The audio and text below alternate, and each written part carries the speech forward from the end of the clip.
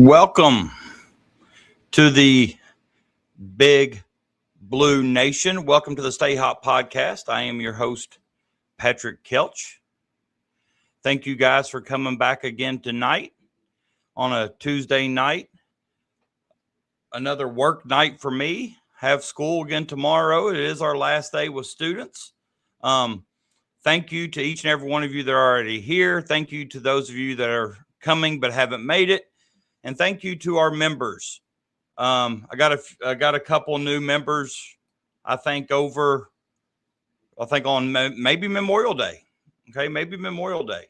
But shout out to everybody. Remember, as you come in, make sure you like the video. If you are new here, be sure to like and subscribe. If you follow me on Twitter at PT Kelch, Kelch, share the show or tweet out the show yourself. Copy the link from YouTube. If you want to support, you can join as a member. We have the Venmo code up here in the far right corner. Those of you that can't figure out the membership, you can always Venmo. There's always super chats. But tonight is a big night for me. I just want you all to know I'm not 100% sure. I'm not 100% sure who's in here right now, but I believe a couple of the chatters last week said or asked me if I would dress up if we got 6 new members. Well, we only got 3 new members, and I still decided to dress up. I hope that when Brandon Ramsey gets in here in a few minutes, I'm hoping that he appreciates what kind of effort I put out for him tonight. I not only wore out, I got my Power K tie on, you can see. All right, got out the Power K. Got a little trim on the hair this week. Shaved, showered. I'm going all out for Brandon Ramsey. So, and I'll save a lot of the topics for what I planned on talking about to kind of ask him and get his opinion. He's in the know. Hey now, I don't think we know each other that well yet, Chuck. That's not a question you ask on the first date. Oh, no. It's not a question you ask.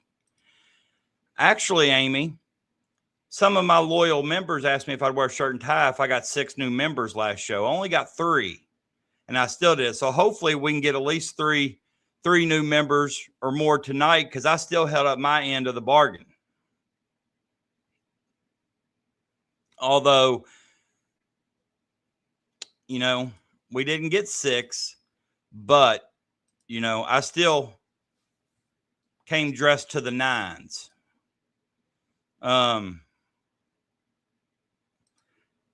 Well, I got half the number of members. They asked me how many we needed in order for me to dress in a shirt and tie. And I told them I needed 6 new members. We got half that. But no, I still came dressed with pants, shirt, and tie. So, that's just what it is.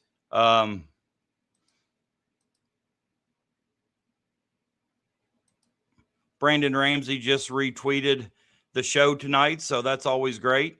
He'll be on here. I told him about 9:15, so I'll put him on as soon as he gets on here. I'll introduce him and we'll go from there. But something I just noticed dropped, and it dropped within the last hour, I believe, or I saw it within the last hour, was Mark Pope had a interview with the Herald Leader, I believe, Daryl Bird, and he talked about, the online hate, that he gets from so-called fans. He talked about, some other things, just basically a sit-down one-on-one session that was Daryl did a really nice job with. So if you get a chance to read that or you come across that, go ahead and give that a look real quick, and we'll go from there. But, yeah, check out Daryl's article with Coach Pope. But right now I'm going to go ahead and bring Brandon on. Those of you that don't know Brandon, I know most of you do because you mention him in my show at least 15 times every week on his news and his coverage. But he covers Kentucky men's basketball for KSR and Reds baseball, which I'm currently watching the Reds as I'm talking. So I'll probably have some questions for him about the Reds. Maybe he can ease some of my frustrations and hopefully put my mind a little bit at ease for the rest of the season because I've got some concerns already. But Brandon also does a great job covering recruiting. He's been in Kansas City, boots on the ground the last 3 or 4 days I know of, just covering the class of 27, 28, maybe even some 29s. So I'm curious to hear his thoughts on those.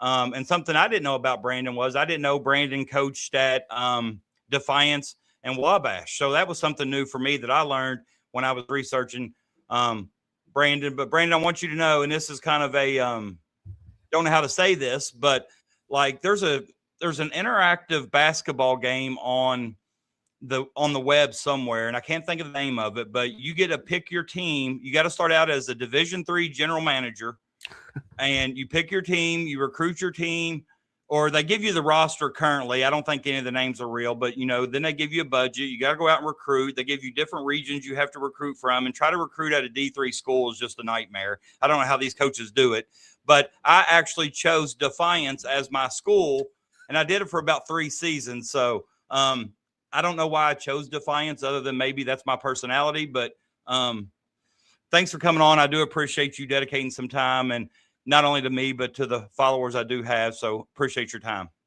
Absolutely. Yeah. Always happy to talk some Kentucky basketball like you.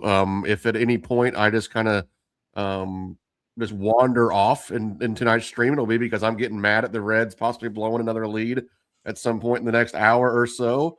But yeah, no, otherwise, yeah, very happy to be here, and certainly appreciate you having me on, and excited to talk about Kentucky or the Reds or recruiting or all the above, whatever we get into. Well, it's just, I'm sitting here watching the Reds, and I feel really optimistic about this game right now. The bats seem to be alive through the first 6 innings, but our bullpen hadn't gotten the game yet. So, I'm always comfortable until we go to the bullpen. I probably will let Chase Burns pitch 9 innings every game, and then he probably only lasts about 2 seasons, so I throw his arm out because I feel comfortable with him. But, no, we were just talking when you joined about – I just read the article about Mark Pope, and his comments about the overseas trip kind of surprised me.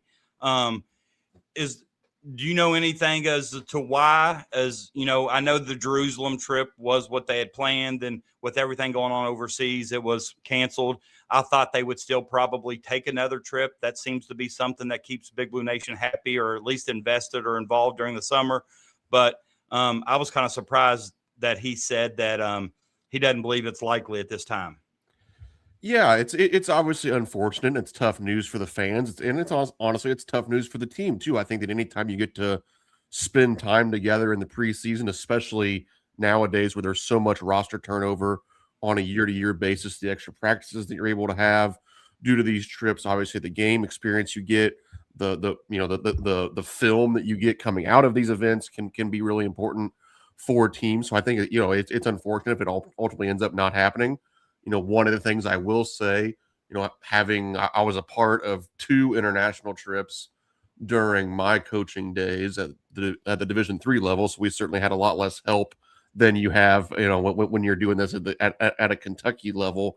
But there are a lot of moving parts to this stuff. Like, that these things have to be usually kind of solidified well in advance, and obviously there's understandable reasons to not take the Jerusalem trip, just with the unrest or whatever you want to call it going on in that region. And it probably isn't necessarily as easy as we would all kind of think of, like, oh, well, why can't they just plan a trip to Ireland or something? It's like, well, you got to get 20 hotel rooms. You got to find people to play. You got to get, tour guides for all these kinds of things. And I'm not saying it can't happen. I'm not even saying that it shouldn't happen, but it's not necessarily just like it's not as easy as just you or I planning a weekend getaway. So yeah, but it'll be disappointing if it doesn't work out. But who knows? Maybe they can still pull a rabbit out of their hat at some point. I think I just had in my mind he would probably try, because when he flew overseas, I guess that short notice kind of after the Stokes situation, it kind of came out then that, that they weren't going to Jerusalem. I guess somebody had asked him about an overseas trip, and that's kind of when he had said that, we had plans to go to Jerusalem, but with the civil unrest going on over there, it's just not safe nor smart for us to make that trip. I really thought, and I guess because I thought they were Kentucky and the resources they do have, Right. I guess I thought an overseas trip, but then again, you've got to find opponents, you've got to find, I guess, facilities. There's probably a lot more to it than I realized, like you said, but I guess I was just thinking of the fan base and, when you're live in the transfer portal, like most teams are nowadays, and you get a new group of kids every year, sometimes this summer action, it's kind of like, I coach at the high school level, and, when you graduate, like, for example, I graduated over 3,000 points this year in girls basketball, which is almost impossible to replace, but I've got a lot of positions to fill. So I'm looking forward to the summer to see, what I have, who's capable of making that jump or who has the potential to make that jump. But I just feel like, that summer ball could tell us a lot about what we have. And I think the fan base right now is starving for any kind of video clip, especially, every show I get people talking about Braden Hawthorne. Like, I think you could probably monetize in one show if you just showed video clips of Braden Hawthorne, because everybody wants to know what can he do or what he's capable of. Yeah, he is kind of that unknown piece to this team that as you're looking at the 26-27 roster, obviously people are going to have opinions of Zoom Diallo and Alex Wilkins and those guys. We've seen Malachi Moreno and Cam Williams in our own uniforms, Trent Noah obviously as well. You're bringing in a few of these other pieces, whether it be, from international waters or from other colleges around the country. But Braden Hawthorne is the one guy that it's like, we kind of have no clue what you have there. Like, obviously he redshirted, and I think it was very valuable for him. Like there's a world where maybe he's still not ready to contribute. There's a world where heck, he could become one of your best players this season. Like I think there's certainly, in terms of his measurables and his athletic tools, his physical tools, some of the raw skills that he has, potentially another, 6'8", 6'9", long wing that can shoot it a little bit, which is certainly always in vogue. I think the kind of the spectrum of outcomes for what you could get from Braden Hawthorne this season is probably about as wide as anybody on the roster, because he is still, at least to those of us outside of the locker room, and probably even to some extent those within the locker room, he is a little bit of an unknown as to what he can really provide in a true 5-on-5 high major basketball SEC setting, which that can be exciting when you have a piece like that came in as a huge stock riser in the 26 class, kind of coming on late, or 25 class, whatever that would have been. And, and then with a year under his belt, being in practice, being in the strength conditioning program, there's been programs, especially I live here in Indiana, so I'm just, more familiar with some of these programs as well. Like Purdue is one of the programs that still has a lot of success redshirting guys, obviously in the NIL era and the, guys going pro, all these different things, transfer portal. Redshirting isn't nearly as popular as it once was, but like Trey Kaufman-Renn, who was a All-American this season, he was a redshirt at one point in his career. Jack Benner, who played serious minutes off the bench for them, he was a redshirt for Purdue just the season before. So you've seen it happen at the high major level, and obviously, hopefully for us in Big Blue Nation, hopefully Braden Hawthorne is kind of that next great redshirt player.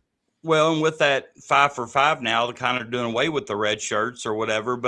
And I think, like you mentioned, I remember growing up, people were redshirted, but that meant you were also probably guaranteed to develop them and have them another season.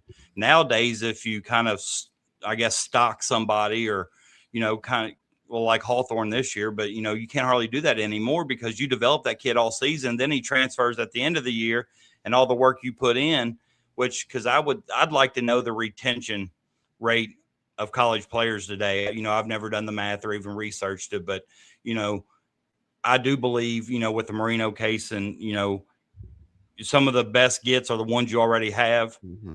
But I'd like to know what percentage of players stay at the school as opposed to transferring.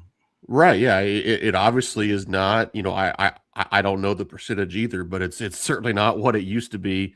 And, even just in the last few years, it kind of, it just seems to continue to compound on a year-to-year basis. The level of continuity is certainly lower. And I've been one that said it at times, like, especially in a place like Kentucky, it just is sort of part of it now where like, you don't always like, especially from a coaching standpoint, like it almost sounds sacrilegious to say, but like if I'm coaching at Kentucky, there's a lot of times like I don't have time to develop you. Like development used to be a huge part of coaching and of getting better in college basketball, but like quite frankly, like we got to be good right now. Our fan base demands that you're good right now. Yeah, you can maybe stash one or two guys a year like a Braden Hawthorne, but you can't have this, kind of old school setting where all right, yeah, we have a really strong freshman and sophomore class. Maybe you're a year or two away. That's not going to cut it at Kentucky or hardly anywhere. Like at this point, it's somebody else's job. Like they either need to come in and be good right away, or like go be good somewhere else. And then when you're a polished product, then we'll take you. And again, like I especially the coach in me doesn't even like saying it that way, but it is kind of true that yeah, like these high major programs, they don't have time to develop people the way that that used to be such a big part of building a program. And yeah, outside of just kind of a few guys now or where it works out, with guys like Malachi Moreno that come in and they probably need to be 2-year guys. Sometimes it works out like that. You kind of get lucky in a special situation to redshirt a Hawthorne, but otherwise it's like, hey, we need dudes that can help us right now. Well, and I said multiple times, the reason Moreno developed so fast is he kind of benefited from Quainton's not being healthy because he got a lot more minutes and he got a chance to develop. And you're never going to hear about Pope's development of him coming in as a 4-star, going to be a mid or late first round, maybe early second round pick. But it's just like you said. And nowadays with the transfer portal, and it's killing high school seniors that have a chance to play college basketball that aren't 5 stars. Right. But I get it from a college standpoint that you got to recruit people that are already good, and that's why you see a lot of the big schools, I don't think Duke got as many transfers, but most, Kentucky, Carolina, of course, Michigan won a national title with 5 starters that were from the portal. So, but you're right. You just don't have the time anymore to put into the development. So you almost have to either recruit the 5 stars that are the top, 15, 20 in the country, or go to the portal. But with that being said, talking about the best high school players in the country, you've been, you actually do my dream job. When I was growing up and before I got married, I wanted to be a recruiter. I wanted to, work for a university and just travel around, watch high school basketball players and kind of give them an opportunity to play at the next level, so to speak. But it just never worked out. I got into high school coaching, got married, had a family. And once you have a family, it seems like you better have a very understanding wife if you're going to travel around like that and watch. And, I follow you quite a bit, and I noticed you were at the sessions, and you're in Kansas City this week. But was there anybody this week that, maybe wasn't on the radar that jumped out at you in session 3 that maybe kind of new? Yeah, I don't know if there was a whole lot of new names necessarily, but there were certainly some guys that I came away really, really liking. I spent a lot of my time. The scouting service that I run is Indiana based. So I don't spend a ton of time covering the kind of the high major prospects outside of the guys that are on Kentucky's radar, just because that's obviously another part of another job. But it's always fun getting to see some of those guys like Beckham Black, the younger brother Anthony Black that played at Arkansas. He was outstanding out in Kansas City. He's been outstanding all spring. He's a guy that just sort of commands and controls the game at a different level than a lot of the other guards in this 2027 class. He played like a guy that could be one of the top players he already is one of the top players in the class, but like literally could be the top player in this class. Unfortunately for Kentucky fans, with some of the ties to Arkansas, Coach Calipari might well already have his talons in that one, so to speak. Another guard, Caden Daughtry, he's a little guy, probably not 6 feet tall, probably not more than 165, 170 pounds, but he is the most consistently productive guard on the EYBL circuit. This guy goes out and gets you 20, 25, 30 points a night. They do it while they're winning. Like I think his Florida Rebels team, there's something like 10-1 across 3 sessions now. He is a elite electric playmaker. He was outstanding again. Probably the newest name kind of coming up. It really popped off during the live period out in Memphis. But Louis Uvo, who's this 6'10", 6'11", I've this seen his physical name, but specimen. He is a freak. And like this guy, he's probably going to be very raw offensively, like in year one as a freshman. He's got a ways to go there. Like outside of him dunking the basketball, there's not going to be a whole lot there. But that guy rebounds it and blocks shots at a unbelievable level. It was funny. I was joking with some of the other media guys there in Kansas City this weekend. I think Uvo averaged something like 5 blocks a game in Kansas City, and that brought his blocks per game average down for the spring because he had been averaging like 6.5 blocks through the first 2 sessions. He is, thinking back to some of those, 2010 through 2020 Kentucky big men where it just seemed like, we had a run where we had one of the best shot blockers in the country year in and year out. That's the type of defender that I think he's going to be. Again, we're talking about guys in the 27 class, so still a year away from them matriculating on. But yeah, it's always fun to get out there, get eyes on a bunch of the Kentucky targets, get eyes on some of the guys that you'll be, watching across high major basketball in the SEC. And always a trip I like to make, usually at least once a year to catch one of these EYBL sessions and see some of the top names. Did you get a chance to see Hampton? Yes. Yep. Yeah. He was there. He played well. He had one game, I think on Saturday, he had about 25 points or so. Just such a fluid athlete. There's times where he's still pretty skinny. Like to me, he's going to be a much better 27 prospect than he would be a 26. And he's a guy that is talked about quite a bit as a potential reclass candidate. I would probably recommend that he not do that, quite frankly. Now I know that, there's obviously with NIL and all those things, there's gonna be plenty of people that are going to want him, and he's super talented and he'll be a good player. But I think he could be a great player a year from now because he gets himself into some precarious situations off the dribble. Like he is very aggressive, kind of one-track minded, scoring the basketball. So he ends up taking some bad shots, ends up getting himself into some turnovers just by kind of getting himself into bad spots off the dribble. But man, like especially when the floor is open and he has some space to play, he is really, really talented. His dad actually came up and talked to me at one point over the weekend and kind of teased the potential of a reclass situation and continued to reiterate some Kentucky interest there. I don't think Kentucky's going to be super interested. Well, in him in 26, but 27 certainly. That's what I'd read. I'd read that, I actually had read somewhere that Hampton was actually leaning towards not reclassing and staying in the class of 27. And I'd also read somewhere, and I don't know who put it out, saying that if he reclasses to 26, Kentucky isn't an option because they're not going to use one of the remaining roster spots on him. But if he stays in the class of 27, Kentucky actually has a better chance to land him. So kind of that's what I was going to ask you about when you said that, about the prospect of, better to stay. Hunter wants you to tell us about Brandon Hunter and Dane Caldwell. Yeah, a couple Silver Creek stars there. So Dane Caldwell, he's a really athletic 6'8", 6'9" forward for Silver Creek. They were one of the best teams in Indiana throughout this season down there near the river in southern Indiana. Dane Caldwell is going to Richmond. He'll be a Spider out there, so a good mid-major Division I program. Brandon Hunter is their point guard. He's a class of 2027 prospect. He's the best passer in the state of Indiana, also an elite rebounding guard. He'll have a chance to that. There were 2 Division I players in the current senior class on that Silver Creek team. They'll obviously be graduating. One going to Stony Brook, Kaysen Dager, and then Dane Caldwell going to Richmond. Brandon Hunter will be a really high level mid major guy too. Western Kentucky's recruiting him really hard.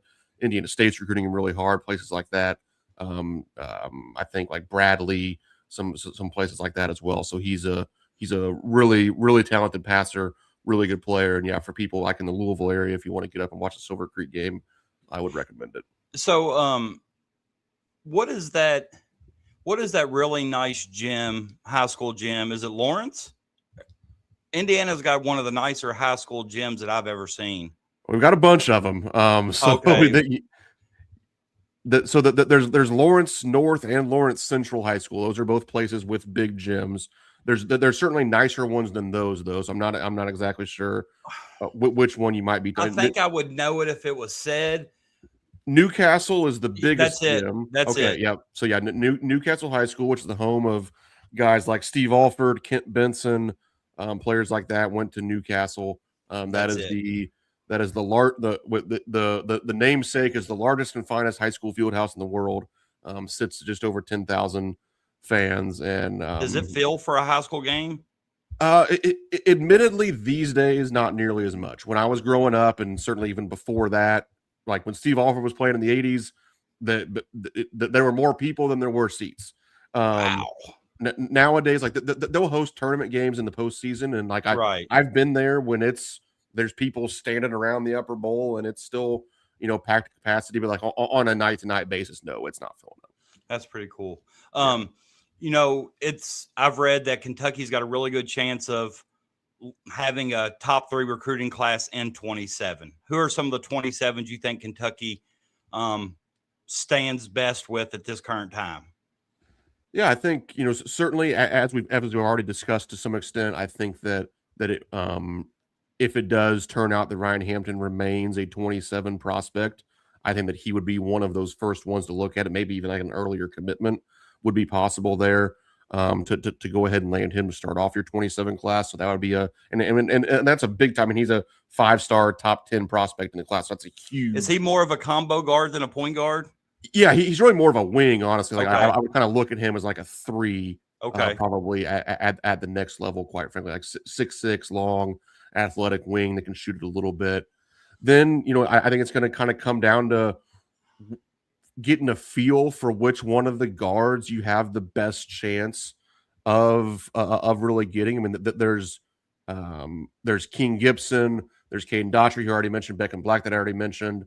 Like Kentucky's offered all those guys. Reese Alston is another name, plays on a different circuit, but he's one of the top names. Nasir Anderson is an Adidas kid that Kentucky's been recruiting for quite a while. So like all those guys are the same position. So like you're only going to want or even need or be able to get one of those guys. And I just rattle off 4 or 5 names, and a lot of that is just kind of getting a feel for it over the course of the next few months of like, all right, maybe a kid like Beckham Black is kind of already set to go to Arkansas. So maybe you don't dive into that one as much. Maybe they've probably been recruiting Nasir Anderson the longest. So maybe you have a good relationship built there, but he's an Adidas kid. Like would that end up being, and being something, and then, you kind of start to work through your list like that. But I would say that, hopefully you would be able to land one of those 4 or 5 guards that I just mentioned, because those are all top 10, 5-star type of players. And then you probably go down to a guy like Louis Uvo. I mean, Kentucky offered him coming out of the live period. He's shooting up the national rankings. He's literally like outside of the top 100 currently, but as soon as the update things, that's going to skyrocket, and he'll be, probably a borderline 5-star guy, certainly top 25 or 30 in the class, I would say. I think it's still too early to really say like who they have the best shot at. I think now, I mean, the number's already up to 17 or 18 offers out for the 2027 class. So I think right now it's kind of casting that wider net of like, all right, here's our big board. You're the guys that we know we really like. You're the guys we've identified as, definitely good enough to play at Kentucky. And then you kind of start to play the game of kind of ranking them on your big board a little bit, and developing your priorities and going from there. But right now, I think we're kind of still in that casting the net part of the equation, and it's already up to like 17 or 18 names. When I look at the rankings, of course, if you look at ESPN, you see a different top 10 than you do if you look at 24/7, whatever. But I see like the power forward seems to be a very deep position. Is Rosser the one that we're maybe in the best position for? I know. Probably so. And he's certainly the most talented, I think, of those guys. Certainly offensively. Like he's a guy that can come in and like be your best player or close to it as a freshman. Probably of almost anybody in the class outside of maybe Beckham Black, I think he is the one that could impact a program as much as anybody in year one. He's just so smooth and so fluid offensively as a 6'9" stretch forward. But there's a few other names like Paul Osarui from Arizona Unity. He's a kind of a more of a physical specimen, sort of four-man. And Spears Jr. power forward. Yeah, Spears Jr. would be in that talk as well. Darius Wobbington from Compton Magic. He's a Adidas kid. There's some of the names. Caleb Aguri, another one from New York that would fit that bill in terms of offers out for those guys. But certainly, I think the prize of that group, and arguably maybe the prize of the class, in my opinion, so far, will be CJ Rossner. Yeah, that's kind of what I gathered too, just from, I've seen a little bit of him, but I've not watched a full game. And Austin, his dad was Skip to my Lou, right? Ray for Austin. That's correct. Yes, yeah, sir. I thought so. I was an AM1 mixtape guy, man. The Absolutely. professor was my dude. Yeah, that he was certainly fun to watch, and I can remember watching all those mixtapes, and then obviously when he matriculated over to the NBA, that was pretty cool to kind of get to see one of those guys make it in that way. But yeah, now it just makes me feel old that I remember watching those tapes, and now here's his son, and same thing. You walk around these events, and Jamal Crawford's coaching his son JJ Crawford play, and you got all these guys there now that are coaching their kids, and heck, some of them are even heading into college now. Like Jermaine O'Neal's kid is heading into college. Carmelo's kid's going to college. Obviously, LeBron's had kids in college. How good is Jamal's kid JJ?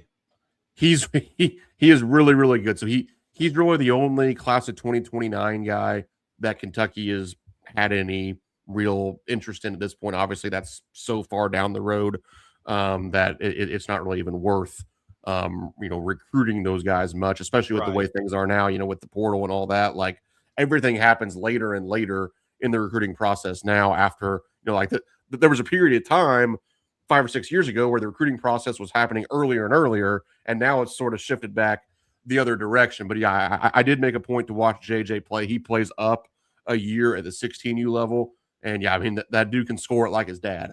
I remember seeing, I don't know if it was you after the first session or somebody talked about, was it you that somebody watched his 8 a.m. game of the first session? They say he just put on a show. I know Pope was in attendance and maybe Mikael McLean, but I read somewhere where he didn't miss a shot. Like, it was just impressive. Performance. He is impressive to watch with the way he can score the basketball. Certainly one of the best guys in that class, and somebody to continue to follow. How common is it to switch teams kind of like Hampton did? Is that common on the AAU circuit? Well, I mean, and is there no rules? No, you can just play for whoever you want each week? It's pretty much open season, which does feel weird when, like, these circuits have, schedules and standings and all that kinds of stuff. And like, you play for one team literally last weekend and you play for a different team this weekend. I mean, obviously that can happen in professional sports too. People get traded and play for the Reds one day and the Cardinals the next day. But did his previous team get a player? Correct. No, they didn't. They just got a handshake at best. So could he go back to his previous team next week? He could. Yeah, I don't. Okay, there's nothing stopping. I mean, the only rule that really exists on those major circuits, so like when you're talking about the UIBL Nike circuit or the 3SSB Adidas circuit, is that, and this even kind of has some gray area nowadays with people going to prep schools outside of where they live and all that kind of stuff. But in theory, your AAU team is supposed to be made up of people within your state or from a bordering state. So if you're for Indy Heat, who's the EYBL team from Indiana, in theory, you have to get guys from Indiana, Michigan, Illinois, Kentucky, or Ohio. But again, with prep schools and things, you can kind of fudge your address a little bit, and that kind of opens up things. But really, that's the only rule. I have a cousin from California. She played with Jason Kidd Elite, and she signed with Stanford. And this year she just transferred to Tennessee. So she's going to be a Lady Vol now, which is tough for me to, and I've told her and her mom that, I'll root for her, but I can't cheer for Tennessee.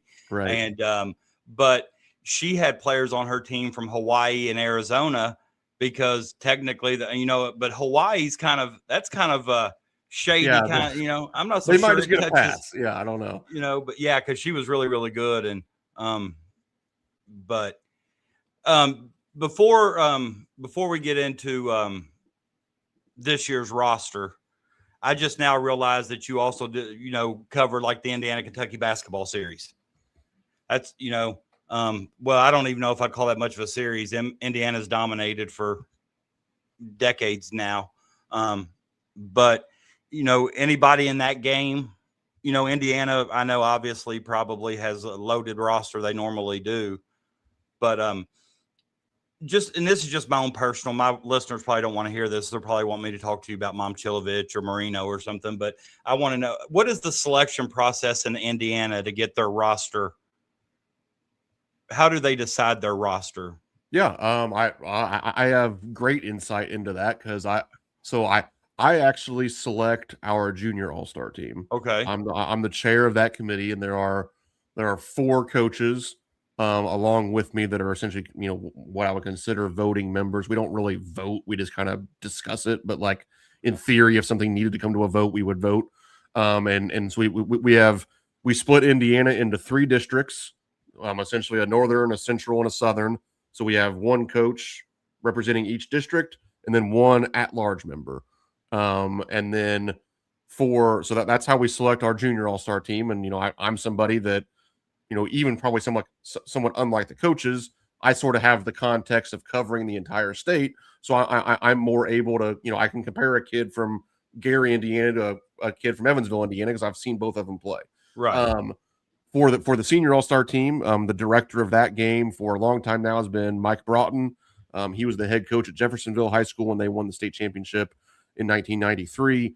And now he more or less himself, he goes around to high school games all season long.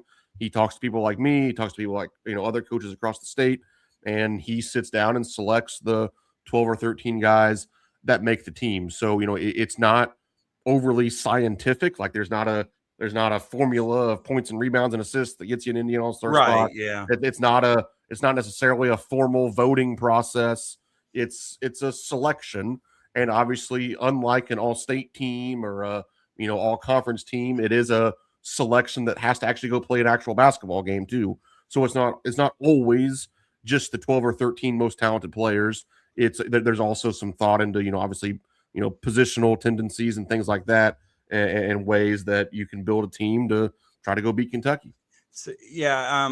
The reason I asked is I just don't know if I like our process. I don't know all the inner workings of it, but I know that we do tryouts, and kind of like coaches vote for the players of the year in each region, and whoever the players of the year are the players of the year are, all 16 regions, they get voted to a tryout. And I think they also invite so many others to try out, because I think some of the players of the year is political. Right. I don't think the best player in the region necessarily always wins player of the year. So I just felt like there's sometimes, and don't really, I'm not a member of I'm a member of the KABC, but I don't have a vote or say or anything like that. But sometimes I feel like we've sent some teams to Indiana that may not be some of our best players. But what does Kentucky have to do to host that at either Memorial or Rupp? They go from a high school gym at Lexington Catholic to Gamebridge. Yeah. It didn't always used to be at Lexington Catholic, did it? No, I think it used to be at there at the fairgrounds at whatever the older gym there is called. But no, I mean that's obviously something that would be up to your friends in the KABC board, because we on the Indiana side, we've had a really strong relationship with the Pacers for a number of years. Do you have to rent that facility for a day, or they just let you? No, we pay a pretty penny for it. Okay, I figure. Okay, maybe that has something to do with it. But that obviously is part of it, and like by no means are we filling up Gamebridge Fieldhouse, nowhere even close. No, but it's a good experience. But it is, like I went down to the game at Lexington Catholic last year. Like Lex Cath, that gym was 3/4 full, and so like you don't necessarily need a huge facility when you go down and play in Kentucky and in Indiana. We at least bring enough people right now that you do kind of need a bigger facility, so that could be part of it too. But yeah, I'm not sure exactly. I'm reading the details of the dates, and when I see Lexington Catholic High School, then I see Gamebridge, I'm like, oh, that's different. Right. Obviously, Malachi Marino returning was big for the Cats, big for Mark Pope. with the off season, kind of the narrative of the off season Mhm. not being positive. This was definitely, great news.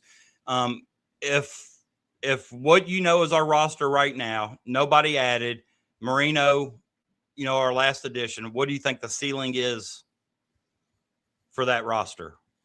I think in terms of the postseason, and obviously, the postseason can be a crapshoot. Like, it's hard to really say what a ceiling is in a one and done tournament. But I would quite frankly be surprised if this was more than a Sweet 16 team in terms of the postseason. In the regular season, I think you're looking at an upper middle of the pack SEC team. A team that can get fifth or sixth, something like that. You probably compete to be somewhere 20th to 25th in the country, and that's kind of what you have. I mean, what I've said with this roster for quite a while now, and it's certainly true once again with the return of Malachi, is that I think it is very incrementally better than last season's roster. Like, I feel better at several positions than I did last year, but I feel only a little bit better. And obviously, last year wasn't what anybody wanted, so quite frankly, you need to be more than a little bit better for us to get super excited about it. So do I think they have a chance to be a little bit better? Yes, but that obviously doesn't move the needle very far. So yeah, I would say you're looking at probably a top end of the 20th best team in the country in a Sweet 16. Yeah. See, I may be a little bit higher. Just, I don't know if it's just because I'm starving for some, I hate the whole aspect of Kentucky being a mediocre program in the Right. last, even Calipari's last couple of years, losing in the first round and then Pope going to the Sweet 16, then last year round to 32. I'm just, I thought Malachi coming back, of course, I'm putting a lot on Cam Williams. Of course, we don't know what kind of jump he's going to make. Same thing with Hawthorne. I think the guy on the roster that's going to surprise people the most will be Justin McBride. I just don't think he's being talked about enough. I think he's physical enough for the SEC. I think he's versatile, shoots a three about 40%. So, I'm kind of excited for him. And, of course, I think Njai is going to be a project. I mean, obviously he's talented, but I just don't know what to expect out of certain positions because I haven't really seen him, I guess. Yeah, I think that there's certainly some unknowns with some of those pieces. We obviously talked about Hawthorne earlier in the show. With some of the unknowns there, I think those exist certainly still with Usman and Njai because coming from international waters, you just never know how that transition goes to some extent. That's true with Justin McBride a little bit too. Just anytime you make that jump from the mid-major level to the high major level, and even with Alex Wilkins, I think Alex Wilkins has some serious star potential to him. But Justin McBride wasn't a very good high major player when he was first at the high major level, and now he's going to get another shot at it. Obviously, it's a few years later and a lot of development there, but that there certainly are some unknowns at some of those positions, and I think in order to scratch the upper levels of what I'm talking about, or to maybe even go slightly more optimistic to some of the ceiling that you might see. You are kind of you're asking for a lot of guys to hit right. Like you're going to need the transition into Zoom Diallo and Alex Wilkins to be really smooth. You're going to need Malachi Moreno to become that lottery pick that we're hoping he can become. You're going to need Justin McBride and Cam Williams to shoot 40% from three this year. You're going to need Usman Njai to give you something in terms of 3-point shooting and be a playable guy as well. And yeah, do I think that a few of those things can and will happen? Absolutely. Do I think that you're going to hit the parlay of all of them happening? I'm not sure how realistic that is. And in my opinion, that's kind of what you would need to really scratch the upper levels of what you and I are talking about here. And obviously, even the upper levels of that, aren't overly exciting to Kentucky fans that expect Final Fours and championships and all that stuff. I think that can only really be unlocked with one more thing that we might talk about being Milan Momcilovic. Yeah, and that's the thing. We've talked about, of course, every day I either get a comment on a past show from somebody or I get a Twitter comment or whatever about somebody today messaging like Arizona's in the mix now, and I'm like, I would have a heart attack if every time you reacted to a another team getting involved. I mean, if you're not involved with Milan right now and you have the resources and the roster spot, then I'd fire your coach. I mean, there's going to be a lot of teams that are, I mean, he's a pretty good player, but the last thing I read on him was, and of course, this is Jeff Goodman, and I'm not the biggest Jeff Goodman fan because I think he's got some kind of personal vendetta against Kentucky. He doesn't seem to say many positive, but he talked about how Kentucky's ceiling obviously gets a little bit higher with Momcilovic, but he's not a dominant player. He fits the pieces that, Pope's offense. He's what Kentucky needs, but he's not dominant, but he can still be your leading scorer. And I don't know if we need him to be dominant. I mean, right. Yeah. I think that a lot of that is, I mean, it kind of harkens back to the first Kentucky team under Coach Pope. And obviously that team did have a lot of success and barring some injuries, may have been able to, make even a deeper run in the postseason with, you think back to, a record breaking amount of top 15, top 25 wins, all the things that team accomplished in terms of some of those top end victories and, proving themselves as one of the better teams in the country throughout the regular season. That team didn't have a superstar. That team didn't have an All-American or that guy that's just like, kind of hand him the keys to the car and go get a bucket. And I think that, if you add a guy like Milan Momcilovic, no, he's not some dynamic scorer that's going to break you down off the dribble and go get you a bucket late in the shot clock with some, fancy dribble package and get to the rim. But he is 6'8", can shoot over you anytime you need to, and he's a coin flip 3-point shooter. I mean, let's be real here. I mean, the guy averaged 16 points a game on a team that kicked the crap out of Kentucky in the NCAA tournament. Yeah. So I would sure as heck like to take some of that on our own team for next year, especially just a year older, a year better, all these different things. So no, is he a superstar in the traditional sense of the word? No, probably not. He doesn't play the style of game that an AJ Dabansa or some of these other guys played from last season. But if he can come in and make 133s and average 15 to 17 points a game, that's exactly what this Kentucky team needs, because you have some of those dynamic playmakers in the backcourt already in Diallo and Wilkins. And I think if you can pair them with the best shooter in all of college basketball, that makes everybody on this team, everybody on this roster gets a little bit better with Milan Momcilovic. I don't think people understand, and it's something that, and if you don't analyze the game, when I watch games, I try to learn something from a coaching standpoint just because I am a basketball coach. I obviously don't coach the athletic 5-star players at Kentucky, but I try to learn something. And what a shooter can do for floor spacing and open driving lanes, because, you put a shooter in the strong side corner and you get Zoom, who loves to get downhill anyhow.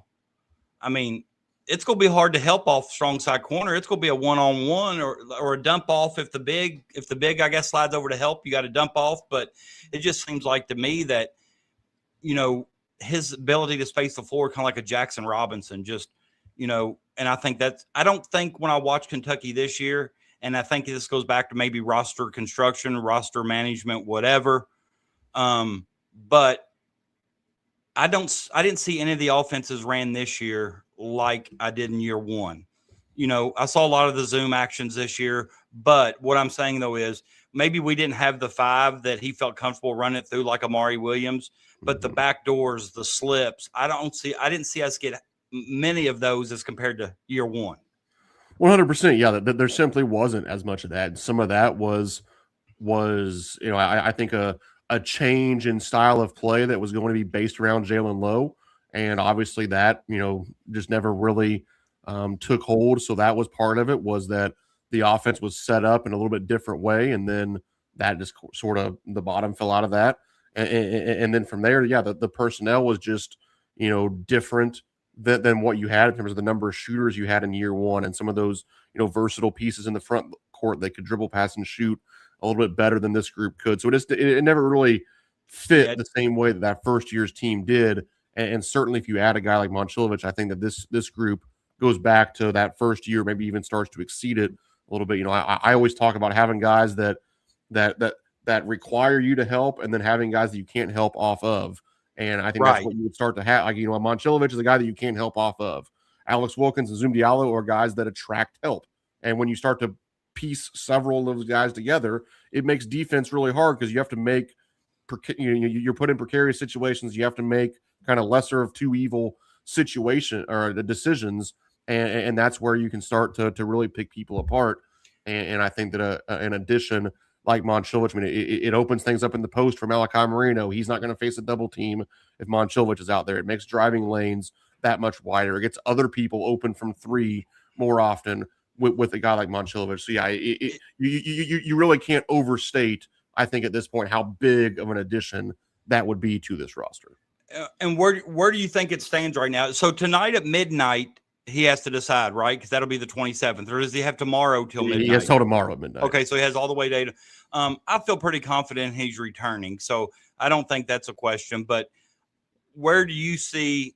I know they say, if you look at Mike Rutherford and Jody Demling, they say that Louisville hasn't really actively pursued him due to the money they've already spent on a roster, due to the roster spot. They've also mentioned some agents would be highly upset because, somebody like a Carter Knox who was recruited to start, his minutes automatically drop. I don't see him being a fit for St. John's. He just doesn't remind me of what I would consider a Patino type player. Patino likes that physical, hard-nosed defender. Right. So, I mean, in my mind, it's kind of like I've talked myself up to believe like there's only one rational place that makes sense. And maybe it's my Kentucky bias shining through, but, you have way more knowledge of the situation than I do.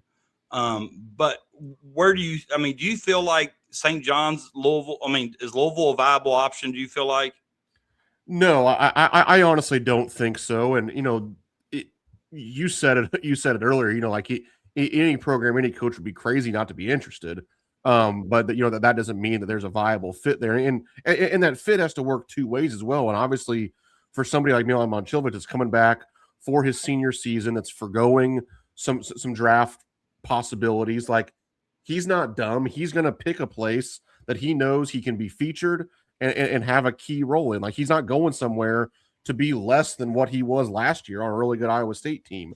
So he's going to see some of these other situations and now that he's, scared of anybody or running away from a challenge, but I think just the fit is so much more obvious at Kentucky where like there's a clear spot on the roster for exactly what he does and what he brings to the table that is not currently filled. Like these other places, yes, at essentially every single school in the country, if Milan Moncilvich calls and says, "Hey, I want to come," they're probably going to figure it out. And, sure. and they're going to shift everybody else down the depth chart, and they're going to deal with the consequences later because he's probably better than everybody else at that position. But at Kentucky, you don't have to shift anything around. You don't have to make anybody mad. You literally just slot him in to a spot that is essentially created and exists for him. And then also the other part of it too is that because of the way things played out with Tyron Stokes, like I think that Kentucky is in a good position financially to spend what's going to be huge money on this guy. Like a lot of other places have already spent a lot. I mean, I'm not saying that Kentucky hasn't spent a lot of money, right? But there's a pretty clear pocket of big dollars that was being withheld for one specific player, and that one specific player didn't come here. So now there happens to be a new one specific player that you can kind of, almost one for one dollar-wise just say, all right, well, take that big check that you had ready for Tyron Stokes and just change the name to Milan Moncilvich and let's get this thing done. And the one thing I would say is that I do expect this to happen relatively quickly. Yeah, that's kind of what Moncilvich has said too. Yeah. Whether that's Kentucky, Arizona, Louisville State, pick your team. I think it's going to happen. It wouldn't shock me if it's within like 48 hours or something after the NBA decision, because I figured it would be this weekend or Friday's a possibility, but I've seen anywhere from 6 to 8 million. What numbers are you seeing for him? Yep, I think that's going to be where you're at. I still to this day take a lot of NIL numbers with a little bit of a grain of salt. It's one of those things where every party involved sort of has some reasoning to kind of project on the high end of what things are. Schools want players to think they have all the money in the world. Players want to everybody to think they're making all the money in the world. Agents want other schools to think they are getting all these offers. So, those numbers can get, inflated, I think, at times. But yeah, he's going to be, one of the highest paid players of the NIL era. Well, I and think. he should be able to name his price. And Right. I'm never, the only thing that's probably going to, I was so frustrated after the whole Stokes situation because I felt like Stokes gave us every sign, every red flag that he didn't want to play at Kentucky. Yeah. I mean, I think he pretty well said it in an interview, basically, that Kentucky was a distant second, like Kansas was it. And I think that was like in maybe October after the McDonald's All-American game or something, or whenever that was, or maybe the Jordan Brand Classic or something. And then he started that checks over stripes stuff and kind of, trolled Kentucky fans with being on the background when he's getting a tattoo and all that stuff. But I was so frustrated because I felt like Kentucky had no chance, but yet we still invested time and resources, and we missed out on other players waiting for him. And we even, got him back on campus and let him pick who he wanted to play with. We go out and, try to get Rob Wright. We try to get Zoom, basically tell Zoom to hold on. He's like a backup option. Rob Wright decides to go back to BYU. But getting Momcilovic here, because I think it's the right fit for what we need, will be the only thing that'll make me forgive Pope quickly over the whole Stokes situation, because I feel like Stokes pretty well told us, like, I'm not going to Kentucky. And then, right before he makes that announcement, you've got assistant coach Mo Williams tweeting, "Let's go," and then they announce for damage control. Poor Justin McBride don't even get the reception he deserves for committing because they do it 30 minutes before Stokes' decision. And that whole situation just kind of ate at me because I felt like we were wasting time. We didn't really have a roster at that time. But I just, when he was interviewed by, was it Ben Roberts? Yeah. Yeah. He said that, he pretty well said that he wanted to go somewhere where he fit, and he felt like Kentucky was a good place for him. I'm guilty of looking too much into every comment that said, I don't look at their followers and say, oh, they followed Kentucky men's basketball on Twitter, they're going to Kentucky. But do you feel like Kentucky has the best chance, honestly, with no bias included? Well, I mean, I'll say this. I think from a fit standpoint, from a positional standpoint, from a roster standpoint, it makes the most sense. From a financial standpoint, I think Kentucky is in as good or as strong of a position as anybody. So for all of those things, 100% yes.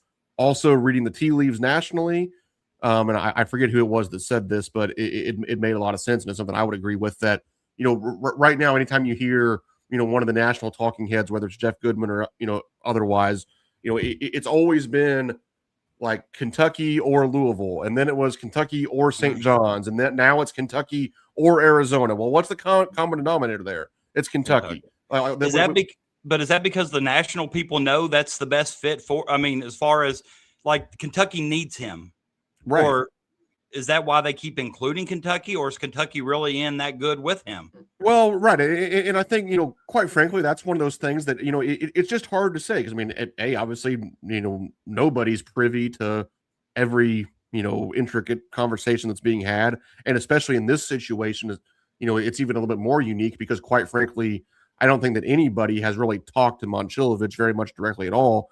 His agents and some of the people around him have been handling a lot of these conversations while he goes full bore into the draft process. And I think I read today that today was the first day he's actually talked to some teams. So I don't know if that's true, but that was on Twitter saying that today was the first day that he's actually been there talking. I don't know how much talking he did. So. Yeah. So yeah, I think at this point, a lot of it is just, even from some of the national people and some of the media that is in the know sometimes, I think a lot of it right now is probably just sort of conjecture. But yeah, all signs point to, we know Kentucky is in. Like, I think it's fair to say we know Kentucky's very interested and wants him and knows they need him.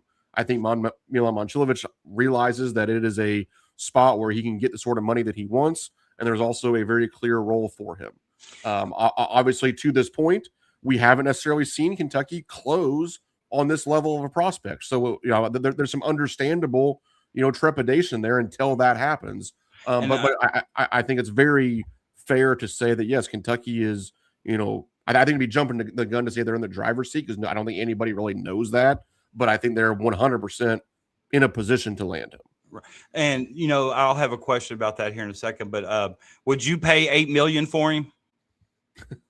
Well, I mean, it's not my money, so yeah. Right. If you're in Kentucky's situation, is $8 million too much? I mean, the way I look at it is this, literally as recently as like a year or two ago, I was kind of anti overpaying for guys. I wanted them to kind of like want to be here. I think all that's out the window now because quite frankly, and I don't even mean this in a bad way, like none of these kids care where they are. They have no allegiance. He didn't grow up being an Iowa State fan. He didn't grow up being a Kentucky fan. He doesn't care, and that's okay. Like this is just a means to an end. They have to go to college. They have to develop all these things, and they're going to get paid along the way now. So it doesn't mean that he's not going to care about winning the games. It just means he doesn't really care. Like he can care about winning the games for Iowa State, then he can care about winning the games for Kentucky or St. John's or whoever. It doesn't make any difference to him. Well, and that's kind of what I was thinking too. Like, when in his interview, he said that he wasn't going to go chasing money. And I read into that thinking he doesn't really have to chase the money because he's going to get the money. He's going to get what he wants. No, he's going to get it. I mean, to answer your question about the $8 million, I mean, the way I've said it recently is this, like, and I believe this at this point, especially because I think that you're in, a relatively desperate situation if you're Mark Pope to make this happen. Like you need this in order to have the type of season that you need next year, quite frankly, to probably keep your job. So I think that if you're the head coach of Kentucky, part of being the head coach of Kentucky is being able to get the money to land the players that you need. So like if you have $6 million and you need $8 million and you're not able to raise that, then you're not cut out to be the coach here. So I think that if it takes $6 million, if it takes $7 million, if it takes $8 million, yes, to me at this point, you have to like money. If he says, hey, like I really like Coach Pitino, he's sold me on a vision, I want to go play there, and he accepts the same money to go there, fine. That's a different conversation for a different day. But to me, it would be unacceptable at the University of Kentucky if at this point the reason he didn't come to Kentucky was because we weren't willing to pay the price. I think that would be unacceptable. Well, and just kind of nitpicking his interview again, he also said he wanted, so if you break down each school, St. John's, Louisville, Kentucky, obviously Kentucky's probably got, the best fit for him as far as a position. I don't think money's an issue to any of the three schools, like you said. I mean, if you got a chance to land him, you find the money no matter what school you're at. But when he says developing NBA talent, he wants to – Pitino's probably got the edge in that department, just his longevity, some of the players, Pope has – I mean, he did get Jackson Robinson, Lamont Butler, those guys, but I'm not so sure. But Pope's got to be ahead of Pat Kelsey when it comes to NBA drafts. Has Kelsey had anybody drafted while at Louisville? Well, he'll have Mikael Brown this year, but I think other than that. That kid's a stud. I'll give him that. That kid is a stud. But let me ask you, and I know I've already kept you on here a while, but why is it, do you think, that Pope or Kentucky's having trouble landing these guys? When they say Kentucky's in the lead, why aren't they landing them, or why aren't they signing them? What is the issue? Well, I think in this past recruiting class, and maybe this is being used as sort of a cop-out, but I do think there's a lot of truth to it because we kind of saw it play out, at least in my opinion, is that for a lot of it this past year, it was some players had some trepidation about playing with Tyron Stokes, and we were clearly all in on wanting to get Tyron Stokes. So, with him having not made a decision, there were some guys that were unwilling to commit to Kentucky with the prospect of him still coming, because there's some guys that didn't want to play with him, quite frankly. And then on the other side of that, there were some guys that I think if we would have, shown some commitment to him and like, hey, like, we're going to continue trying to get Tyron Stokes, but we also really want you, and we have this clear plan for you. Maybe we could have gotten them, but we were we were so financially invested, mentally invested, whatever, in Tyron Stokes, that I think it then just sort of burned off some of these other prospects along the way. And that's why you saw, you're leading for Christian Collins, you're leading for so-and-so, you're leading for whoever. And then like, oh, all of a sudden the next news you get is them committing elsewhere. And I think a lot of that was because we were in a Tyron Stokes is the prize of this class situation. That, and obviously in hindsight, we can look at that as being right, wrong, or otherwise. But I do think that you can, quote unquote, blame that for a lot of the quote unquote misses in the 26 class was the fact that Kentucky was just hell bent on getting Tyron Stokes. Well, and I honestly think that, the one thing that's going to unite this fan base for at least a little bit is Momcilovic, especially with the news coming out now that there's not an overseas trip or not one planned at this time. It was his exact words, but I just so what's the ceiling with Momcilovic? Are they Final Four good? I think they at least enter that conversation. I don't know if they're. I probably still wouldn't put them in like the preseason top 10. It'd probably be more of like a 15 range, something like that. So you're probably outside of what you would really talk about as like, yeah, this is a surefire Final Four contender, but they're certainly knocking right on that door. I think that with Momcilovic, you start to talk about, that Elite Eight Final Four tier. You start to talk about, at least competing in the top 4 of the SEC. You talk about, having a chance to go down to Nashville and win an SEC tournament championship. Some of those things that have not been accomplished to this point in the Coach Pope era.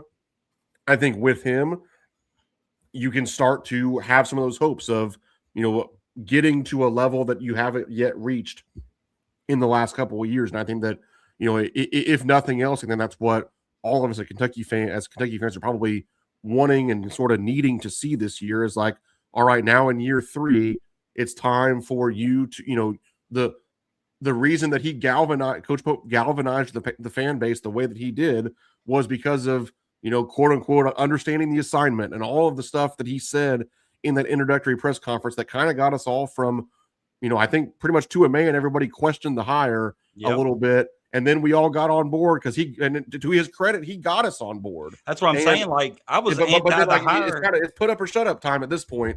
And I think that, like you said, landing Momcilovic would, at least in the short term, that would right a lot of wrongs in terms of kind of soothing over the fan base going into the season. And then obviously wins and losses will be the next kit. But at least for this offseason, I think everybody would be kind of happy with where things are going into year 3 if you get Momcilovic. I definitely agree with that statement 100%. The one thing I'm not looking forward the most is if he goes elsewhere is all the whiff comments, the whiff statements. It'll be tough. It'll be brutal because, and I'm not so sure I believe, that everybody that doesn't choose Kentucky is not a whiff. I can't get these people to realize just because you zoomed one time, gauged interest doesn't mean. I would say Stokes is a whiff. Absolutely 100%. No doubt. But other than that, I mean, Christian Collins was a lock to Kentucky. I think all they pretty well had to do was just show up. But right. This one belongs to the Reds, guys. We got it. 5 out of 6, I believe. Yep. Getting hot. Stay hot, Reds. Stay hot. There we go. Stay hot, baby. Let me ask you, why do you think Stokes, being a Louisville kid, didn't really have any interest in Louisville? It would go back to what I said. I think that for most of these kids that grow up from such a young age being such high level basketball players, and I don't know what age. I mean, Tyron Stokes probably wanted to be an NBA player since he was like 3 years old, but like it became pretty clear that was going to be his future. Like literally when he was probably in like 5th or 6th grade, it was like realistic for him to be like, yeah, I'm going to be a Division I basketball player. I'm going to play in the NBA. For kids like that, like, their minds just work differently than ours, where like we grow up being fans of elite athletes. He was the elite athlete. So like, I think he just see things differently. Like the fact that, maybe his mom was a Louisville fan. Maybe he grew up with Louisville on the TV, but that is like, by the time he's traveling the country, playing in EYBL circuits and playing internationally for USA basketball, like those things go out the window because now you literally start to see all those people as peers, not as not as superstars, not as heroes. Like, you are one of those guys at that point, and he was one of those guys since he was like 14 years old. So yeah, to me, like the ties that we grew up feeling to programs or to coaches or to our hometown or what, like it just means. And again, I don't even mean that as a shot. I don't mean that as a bad thing. It's just different lifestyles. Like that, they just view things through a different lens that, quite frankly, I can't comprehend because I wasn't a nationally renowned athlete. No, I wasn't a 5. I was a 5-star at the buffet. Yeah, there we go. You get me over there at Golden Corral, and I'll put in work. But that whole situation just kind of. I'm never down on Pope just because he's our coach. I'm going to support our coach no matter what. Do you feel like year 3's it? Like, do you think he's truly on the hot seat? And I've always said that we got a new athletic director coming in. Does a new athletic director want his first job to be to replace a coach at a high major university like Kentucky? Well, I mean, that is absolutely one side of the coin. The other side of the coin is the new athletic director wants to get to pick who the basketball coach is at the University of Kentucky. So, I think you can kind of, you can probably understandably argue either side of that coin. And I think, you probably have about a 50-50 split on the way you'd look at it. But I do think regardless, yes, this is probably he's going into the year on the hot seat, in my opinion. I think that he has to accomplish something that he has not accomplished yet. That's kind of the way I've kept saying it, whether that means truly competing to win the SEC or winning the SEC, whether that means, getting to the Elite Eight, a level above what you've done in the postseason. And there's probably a middle ground in there where, like, it's just good enough to keep his job. Like, if you're a top 25 team most of the year, you get a 4 seed in the tournament, you go to the Sweet 16 and lose to a 1 seed, like, yeah, that probably keeps his job, especially if there's a recruiting class that he builds in 27 to kind of get people excited. Maybe like that's the thing that he shows that he hasn't done yet, but he builds a really strong high school recruiting class. Maybe that's the thing that galvanizes some people. But yeah, I think especially with the new AD situation and somebody maybe wanting to, get to pick who runs the flagship program at the state university. I think that they're like, if heaven forbid we miss the NCAA tournament or, something goes wrong early on in it or whatever it is, you spend all year outside of the top 25 like you mostly did this year. I think it's going to be tough to sell people on a year 4 because, I mean, heck, you spend time online like I do, how loud the fan base is already. And we haven't even started. And the loudest mouths get fed. Yeah. It's and I like Mark Pope. Yeah. I think he's just a generally good dude. But mediocre doesn't cut it at Kentucky, and it could be a situation where the donors quit giving. And, if you don't have the money, you're not going to compete today. And exactly. Well, Brandon, I've kept you a lot longer than I wanted because I enjoy talking to you so much, man. I appreciate your time. Go Reds. Go Cats. Go Reds. Hey, another good win. I think we're back to – are we in third place? Playoffs or knocking on the door of the playoffs, so we're getting there again. So what's the one part of the team that has to improve? Bullpen, and then I mean probably even more than the bullpen. Quite frankly, as hard as that is to say, like the like you're still batting like 226 as a team. Like that just can't happen. I mean, there's too many nights. Like even tonight in the starting lineup, Kentucky, the Reds have 2 guys batting under 200. Like, that's embarrassing to have a starting lineup with 2 guys batting under 200. Like, that used to be, guys being under the Mendoza line used to be unheard of. And now, I mean, there were times this year where the Reds are trotting out 3 or 4 guys at that level. So I honestly think that probably the 1 through 9 offense still needs to raise its level, but the bullpen certainly would be a close second, if not just 1B. We're about to get Hunter Green back. Yeah, that's going to be a plus. He just gave a good bullpen session either today or yesterday. So if he comes back, that if we get Rhett Lauder back, that may put somebody else in the bullpen. But we have to lead the league in blown saves. I mean, we have to. Of course, I don't follow every other team. So the ones that the Reds have probably stick out to me the most. The Reds have by far the worst bullpen ERA. So yeah, I don't know exactly about the blown save statistic, but it would certainly stand to reason that would be the case. And yeah, wouldn't shock me at all, because yeah, after a strong start to the season, the bullpen has just been brutal. Yeah, because I said all year long I didn't think they did enough to secure the bullpen, because I felt like that was an issue last year. But then I start thinking, well, is it really an issue, or is it just because I watched probably 145 out of 162 games? Does it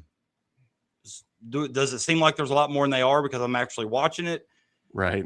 But it just, when you start out and they had the lowest ERA after what? First couple of weeks, maybe lowest ERA, and now they got the worst. Yeah, that shows how bad it's been for the last month or so now, probably. Yeah.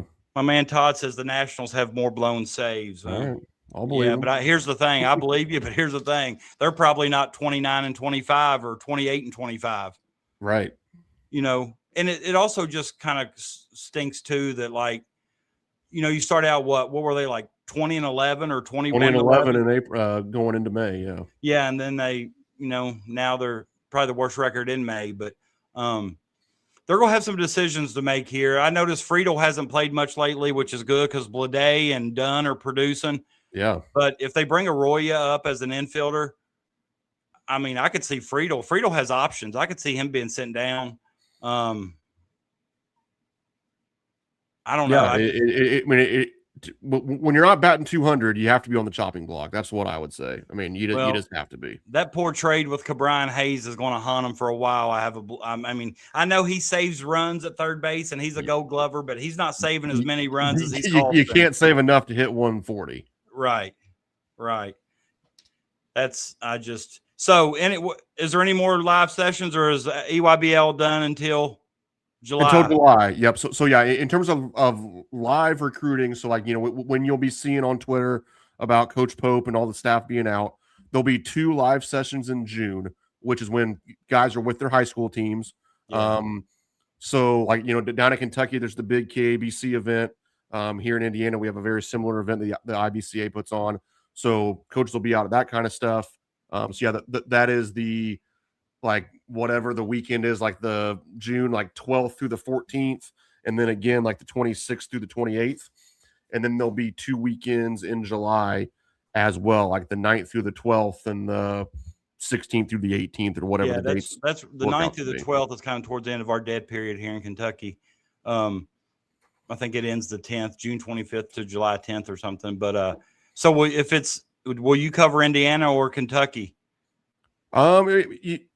My focus is on the Indiana high school kids for sure. But when I get out to the national events, like I'll go out to Peach Jam and that stuff, to follow our Indiana teams a little bit. And then when I'm there, I'm always able to check out the guys with Kentucky offers and all that good stuff.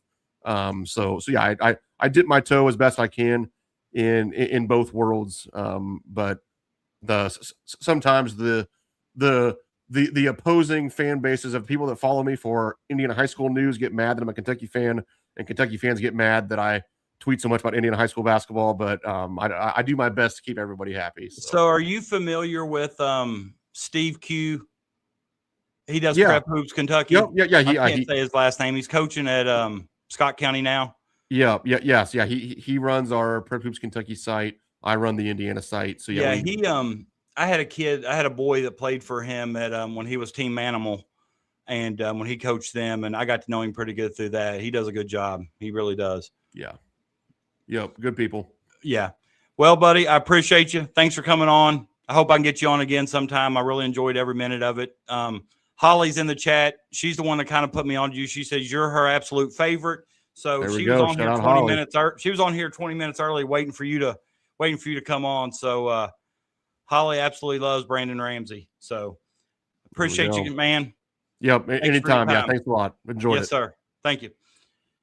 All right. So let me see here. So shout out Brandon. Brandon's one of those guys that when he talks, that You just kind of believe what he's saying. He's got something about him that, very knowledgeable at what he does. I told him only needed him for about 30 minutes. I looked up and it was already like 5 after 10. And I'm like, oh shit, I've already kept him an hour, and I told him it'd only be about 30 minutes. Yeah, I'm just now catching up on the chat, guys. I'm sorry. I didn't have it on the chat, so I didn't see it all. I see we do have a member of Little Brother with us tonight. He seems pretty active for a Kentucky YouTube show. So Card fans, since you're here, you might as well go ahead and subscribe to the show. I was trying Crash. It looked like he was ready to get off. I just had a sense that, he had some things to do. He's busy. He just got back from Kansas City, boots on the ground. I don't really think he wanted to come on this early, but he was gracious enough to do it. I'd already kept him longer than I told him I would, so I wasn't going to push that issue because I plan on having him back somebody else. Yeah, I've watched his YouTube videos when he breaks down the Zoom action. He's just very, very knowledgeable, and he gave a couple good insights on Milan that probably people, may not think about, and also some other situations. And it's just a very good person to talk to. I really enjoyed it. But I see a lot of people complimenting me on my dress. Remember, a lot of you all in here. My bad, Crash. My bad. I wasn't really looking at the chat. My bad. But I told you all I needed 6 members last week to wear my shirt and tie. We only got 3. So I held up my end of the bargain. We need 3 members tonight. We need 3 members tonight to make up for the fact I still came to the show dressed. I'm going to keep it on until the show's over, but now somebody else has to hold up their end of the bargain. Can I get 3? And I'm counting a one that I got. I got one. I'm counting this one. This was on here when I logged on today.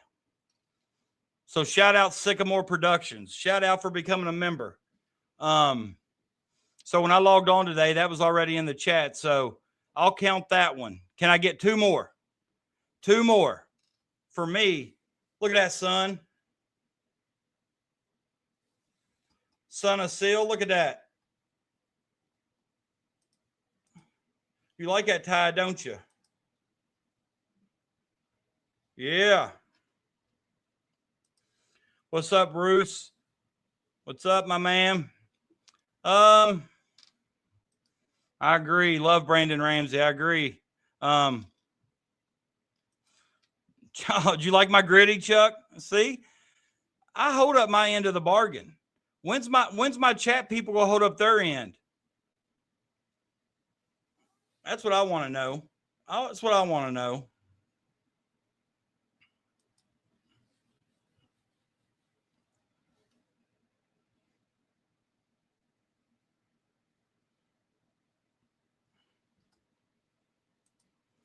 I do run a basketball camp just for kids from our school, though. I run just a girls only basketball camp. It'll be June 1st, 2nd, and 3rd. I don't dabble any with, I don't try to develop other schools' kids. I got enough of my own. I know, Chuck, but hey, I needed 6 members last week to wear a tie, and I only got 3, but I still wore my tie. So who's going to make up for it? I know, son. They act like I'm asking for $1 million. I know. Heck far. But, let's go through here. What's everybody feel about that overseas trip? Mark Pope making the statement that a summer trip's unlikely now because the Jerusalem trip got canceled. So I'm a little bummed by that. I really am. I'm a little bummed.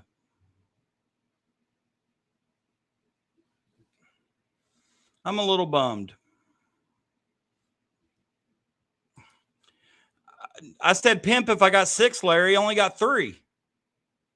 So to get me in a shirt and tie for half of what I was promised, that means I'm a pretty good guy, Larry.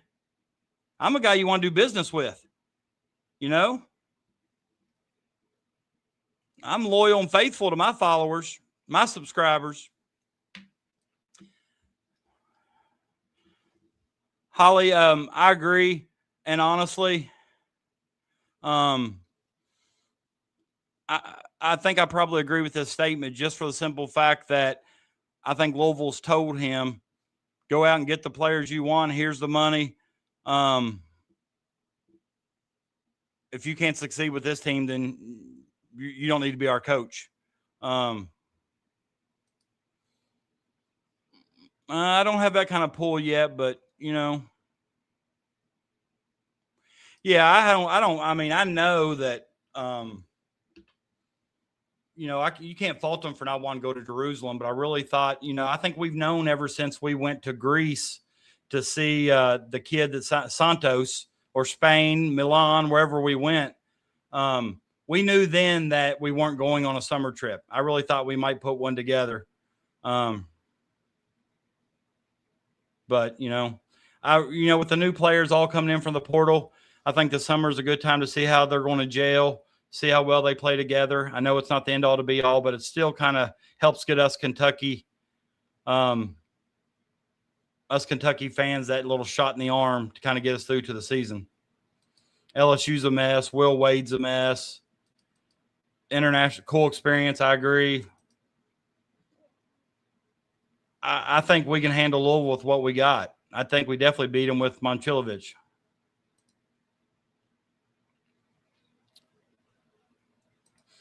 What's up, Big Cat? Big Cat 72. Hey, my man, if you're new here, give me a like and subscribe. Like and subscribe to the channel. Like and subscribe.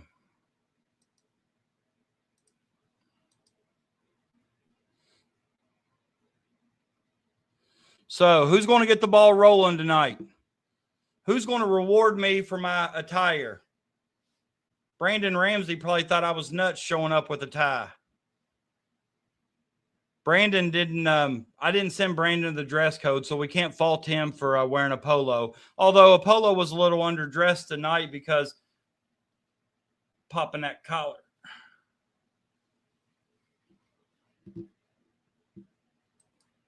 What about Arizona, Chuck? Arizona's not any more in the mix than the rest of them, Chuck. Don't fall into that.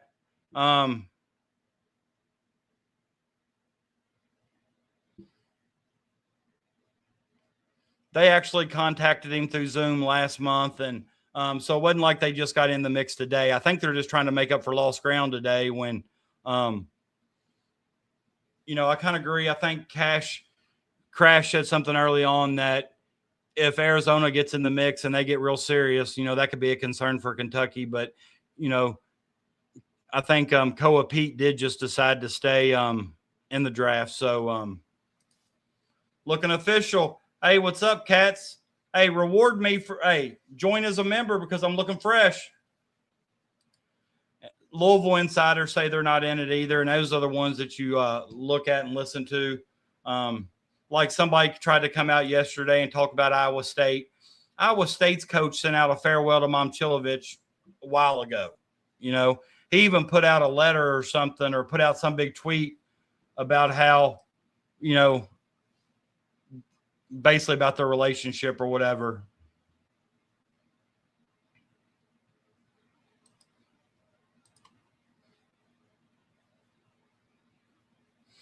I don't know if and I know I was talking about it when Brandon popped on, but the one thing about Pope's article with Daryl Bird, where he addressed the fan bitterness on social media, he attributed that to was Kentucky's passion, just Kentucky fans' passion. When you're as passionate as the Kentucky fan base is, they're going to be disappointed in, losses. They're going to be disappointed in, players that we don't lock down. Just it's fans' passion, which there's probably some truth to that. A lot of people and a lot of fan bases you don't hear that stuff from because they could care less.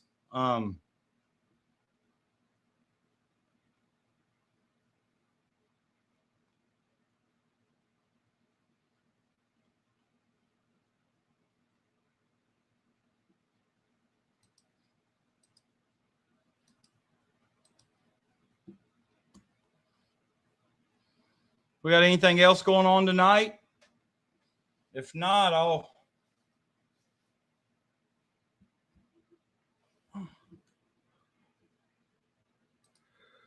Goodman is the only one I've heard say much about Arizona. I'm not ignoring it, but the little bit that I've heard from him lately, he hasn't exactly been spot on. Correct. And a lot of his information recently has been anti-Kentucky. He did say something about Kentucky that I agreed with, basically that that Kentucky has the obvious fit and is probably the best fit for Milanovic.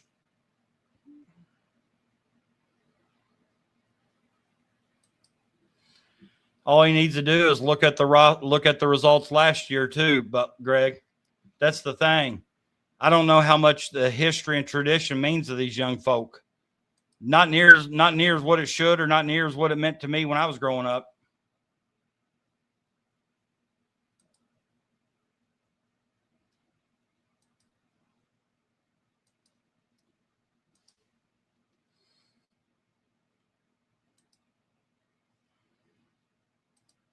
Ooh, that sounds good. Domino's serve loaded tater tots now.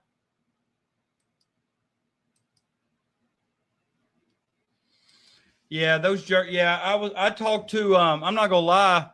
I talked to Jimmy Jam on the phone last night. He called me and we talked for about an hour, and he was talking about sleepers. And I don't think I've ever seen any of their stuff on YouTube. But if they're anti-Kentucky, then I'm just not going to. I'm probably not going to tune into them.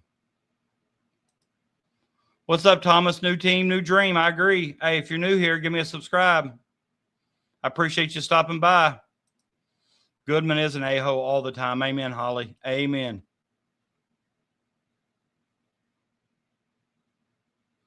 Bruce says all of them. I did read that Momchilovich was talking to the teams for the first time today.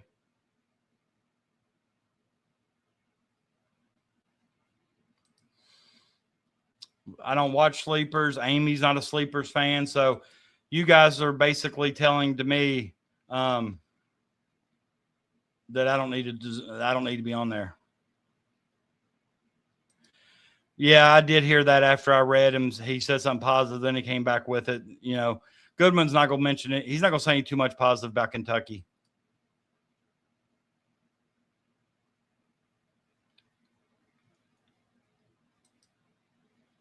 Oh yeah, that's easy. That's easy work. Crash don't have to do any kind of research or content on their own.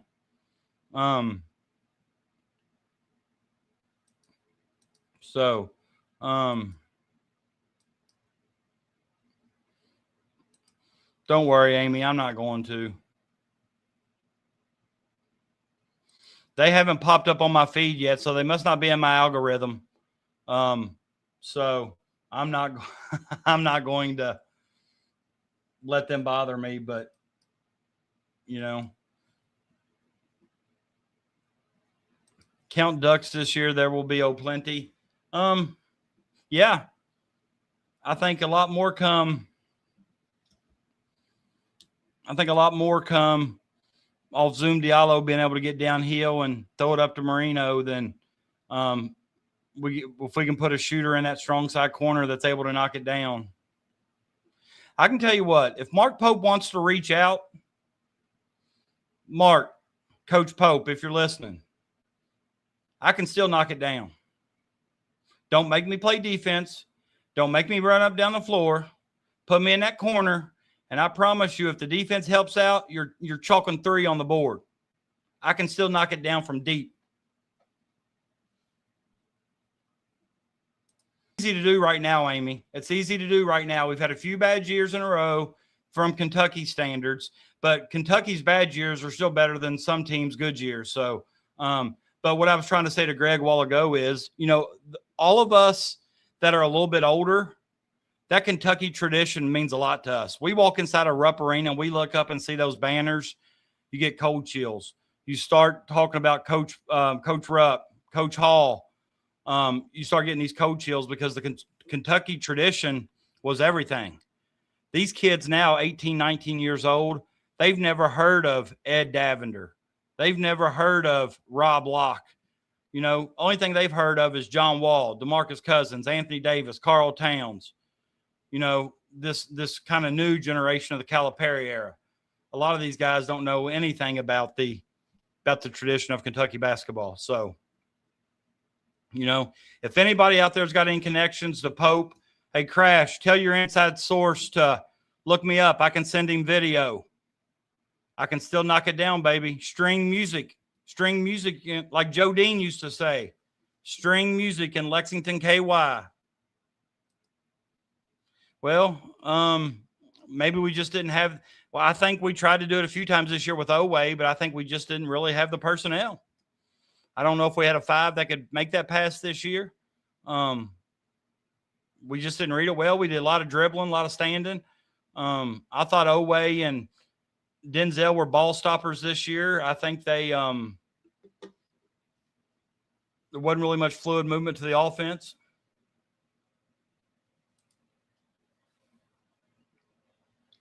I'm a huge Tony Delk fan. I love Monster Mash too, though.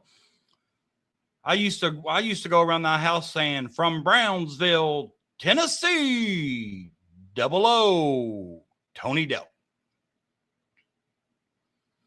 Right, our personnel wasn't where it needed to be. Yeah. I'm going to leave that there. I'm not going to touch it. If Clyde wants to go one-on-one, we can do that too. But I'm not doing – hey, listen. There's my man Anthony coming back. There's my man.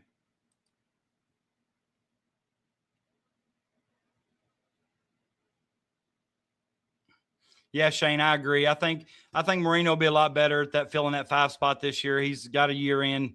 And I know we're saying a year in Pope's system, but I don't know how much of Pope's system they actually ran last year. Can Anthony hoop? He can't beat me. He can't beat me. Hey, and that was on the first try, David. That was light work. I can tell you a story about that. I was coaching Bratton County girls, and they threw me the ball, and I told them I was three-quarter court, Crash. Three-quarter court. It wasn't full court, David. It was three-quarter court. Go back and watch. I told the girls if I make that three-quarter court, we wouldn't have to practice. I could send them home. I made it. Then I had to be a man of my word. I sent them home. So I don't make that bet anymore. I'm too good of a shooter for that.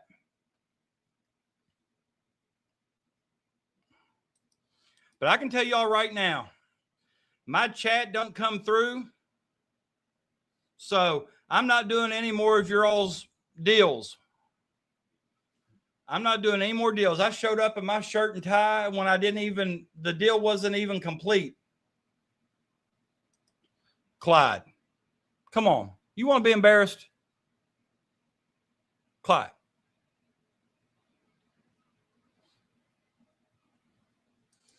And no, Amy, they couldn't, and they didn't. That Mr. Ed interview was incredible. Is he not one of the most interesting men in the world? What about that song at the beginning that he wrote? I mean, that's a catchy tune. And then, he owns his own squeegee company. He's turned his basement into an Irish pub. He's written a book. Dude's pretty interesting dude, man. He's a good guy to talk to, though. He's reached out to me several times since. I really like him. Yeah, if he wants to win, he's probably talking to Anthony. He ain't talking to me.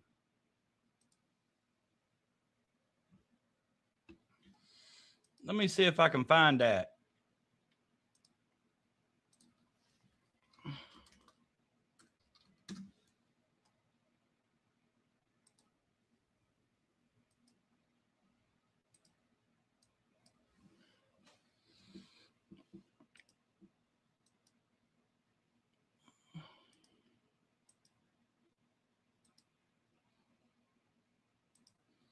All right. Here I am. Obviously, this is in my fatter days. This was before Ozempic.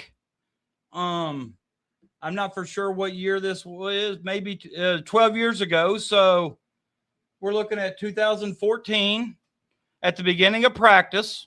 Okay. You can see, unless the court's diagrams changed, I'm not at half court. This is more three-quarter court. All right, watch this nonsense. One try.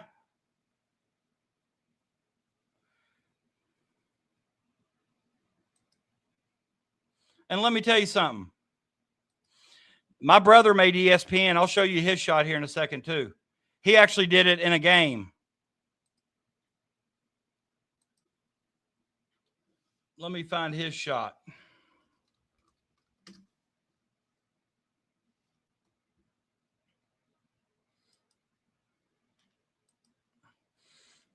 All right, let me set this up for y'all. Let me set this up for y'all. All right. My brother is coaching the team on the black. They're coaching the black team. That is Augusta.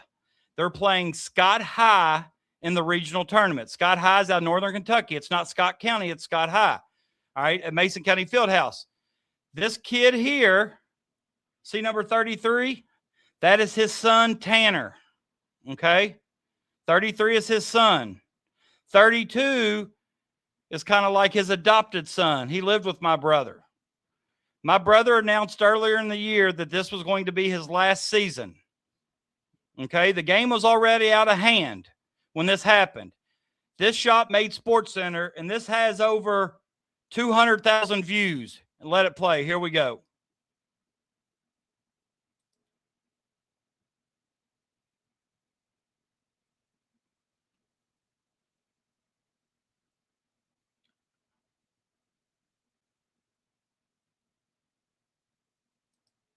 All right. Let's point a few things out about that. Holly, that was Turtle Boy. I know more about the Karen Reed case, being a boy from Massachusetts or being a boy from Kentucky, than I ever should about something going on in Massachusetts. All right. I watch Turtle Boy every night. He's actually got a live show tonight at 9:00 that I'll watch when I get off here. Now, a lot of things that you need to point out about that. All right. Let me get it back up here, but I'm not going to make it full screen since you've already seen it. But I want you to watch a couple things. All right. Now, all right. So, and it couldn't have been scripted any better. All right. The guy with the ball now is his adopted son. His name is Jamil Halawani. Okay. Jamil Halawani. We call him Cookie. Watch him. All right. That's my brother. Just caught it in a shirt and tie. He's from out of bounds, mind you. There's about 5 seconds on the clock, I believe. All right. He shoots it. Watch the referee over here. You see this referee? Watch what he does. He signals 3. You know what the score clock operator did? The score clock operator put 3 points on the board. All right. You see his players here cheering.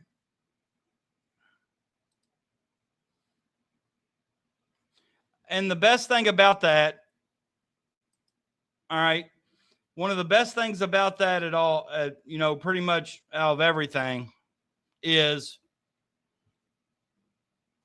we didn't know he was going to do that. He didn't let any of us in on that secret.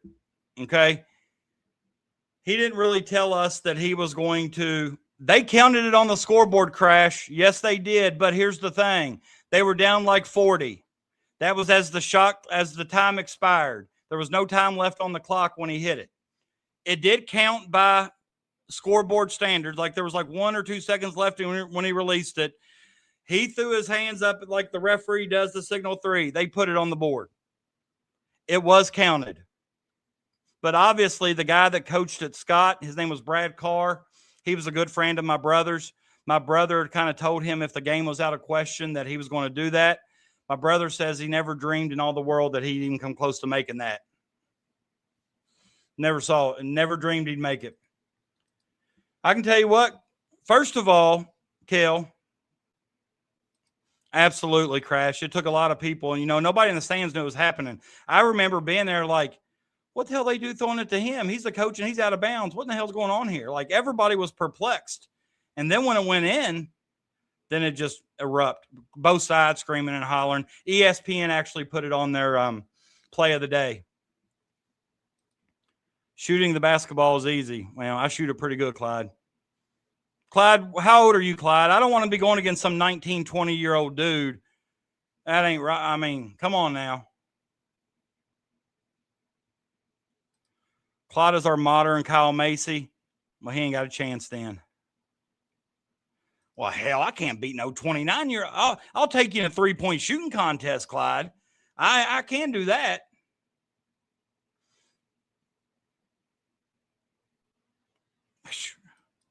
My gosh, 29. I'm double. I'm not double, but I'm 20 years older than you, Clyde. You got to spot me at least 10. Or we can just do a shooting contest or a game of horse or something. But yeah, we'll YouTube it. Game of horse.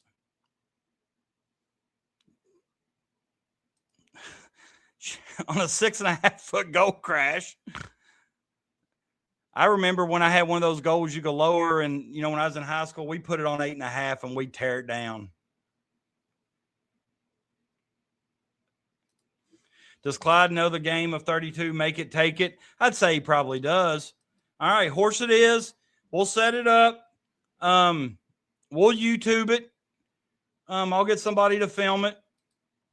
May even see if Sycamore Productions wants to film it. I know they got some equipment. But yeah, but here's the thing, guys. You're all going to make me look like a fool. I already look like a fool in front of Brandon. I came shirt and tie. I didn't get 3 more members. I'm about to go to bed. But no, we're going to play horse. We can set it up probably at the Blue Courts in Lexington, if we can ever get on there in time. In a game of 32, that may be more you and Anthony's speed. 32 may be too much. Have you ever played tip 32? Where if somebody tips you in off a miss, you go back to 0. Have you ever played a little tip? Make 8 behind the line. I'll make 8 out of 10 from 3. Liar. Liar. Blue courts are gone. I used to run them back in the day.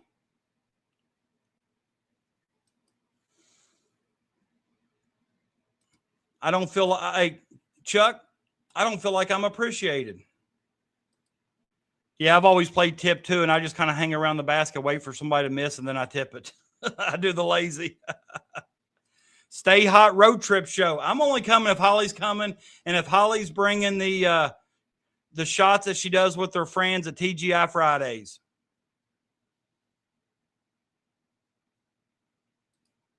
Greg, go join as a member. 99 cents a month. I know you got it.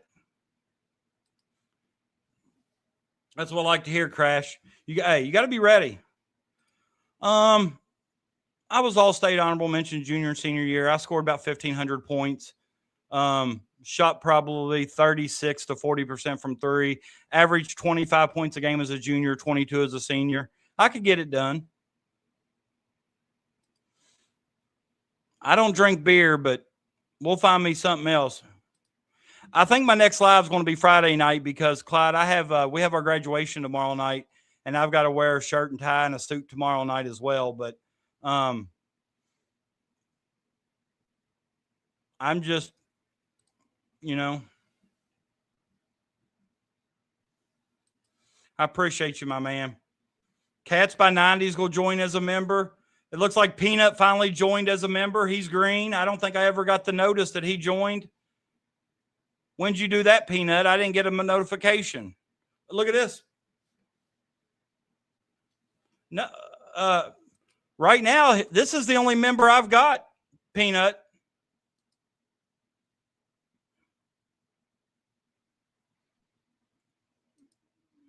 Right there, Sycamore Productions. I said I needed 6. I only got 3. And I'm letting you all count the gifted membership. Where'd you go to school, Kel? You the man. That's why, Peanut, listen. That's why I like you. Hey, on Friday, I'm doing a collab with Jimmy Jams. Big Mike didn't get back with me. I'm working on something with Big Mike, but Jimmy Jams he wants to do a collab with me on Friday. but I told him it had to be my show first, and then I would come on his show. So I know, man, that's in Northern Kentucky too. You talking about a great league. I actually ran a league in Augusta. It was called APL, Augusta Park League, and we ran it for a couple years. But then you also kind of get, you kind of get some people in there that are looking to do more fighting than playing. But yeah, we had a pretty good league too. It wasn't Idlewild. I follow a lot of the Idlewild on Twitter. A lot of those guys were great high school players too. I'm sure that's a real good competitive league. But North Hardin, not for sure I know anybody from North Hardin. Did Jordan Brangers play at North Hardin or Central Hardin? Jordan Brangers. I know you're probably familiar with his name. I understand, Crash. Hey, I understand. Where'd you go, Chuck?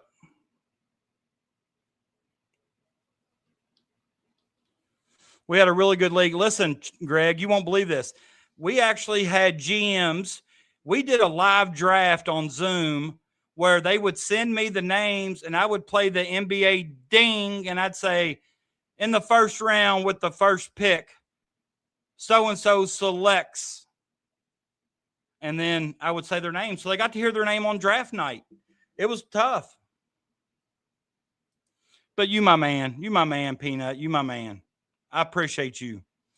Yeah, Duke can play. I saw something on Facebook yesterday that he's going back overseas or he wants to give it one last shot.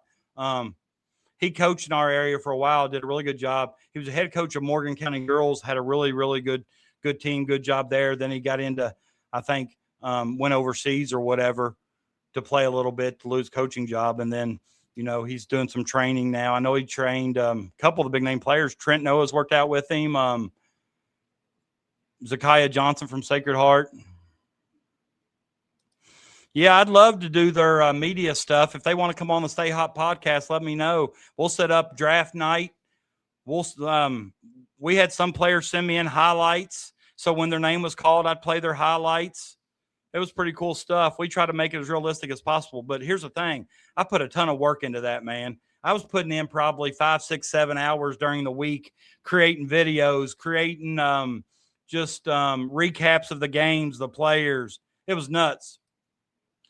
Listen, I've got graduation tomorrow.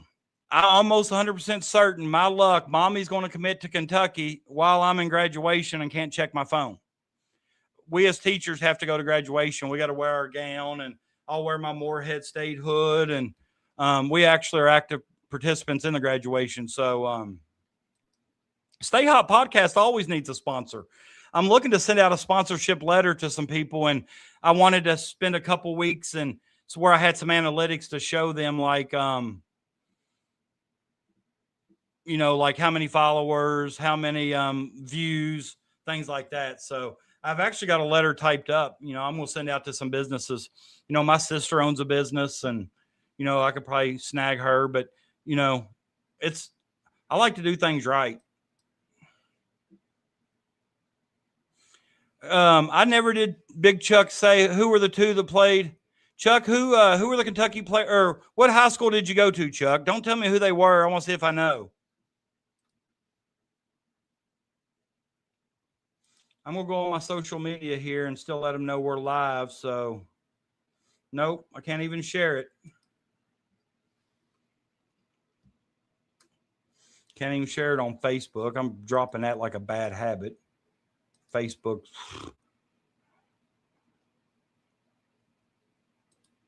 No, a while ago you commented. You said, we had 2 UK players come from my high school.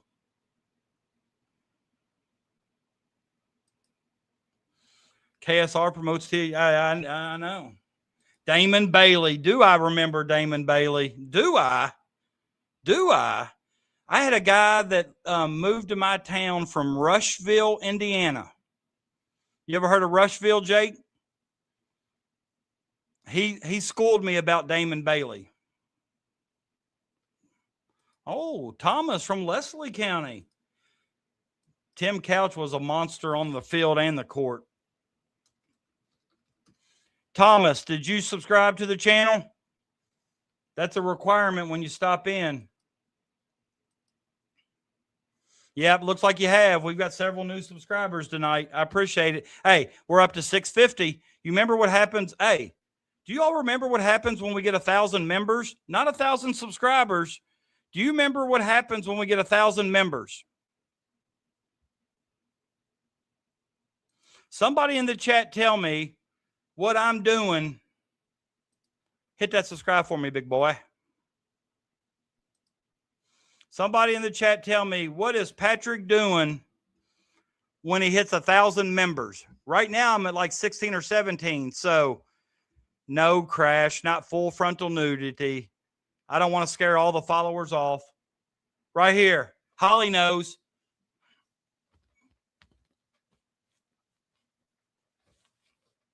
Getting in that redneck brawl. Redneck brawl. But I got to get 1,000 members. Paxton's done his part. Jake's done his part. We got a lot. I mean, it's going to take us a while to get to 1,000 members, but I need to go ahead and start training. I'll enter the ring doing the John Wall. Oh, well, we got plenty of time. I'll just go as Patrick Stay Hot.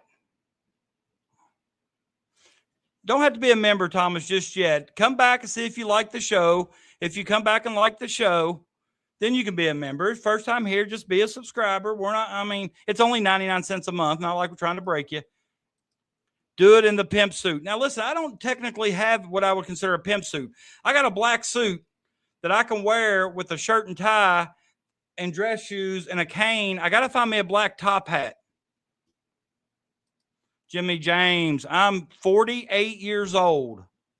I'll be 49 in March. Oh, Matt Jones ain't gonna redneck brawl. I'd punish him. Get in there, Matt. Get in the ring. Oh, or what about a little leopard print top hat? Don't worry about it. Hey, when I get, let me see. Let me just look here a minute. Let me look. I got to go on my YouTube over here. Let me see how many members currently we have.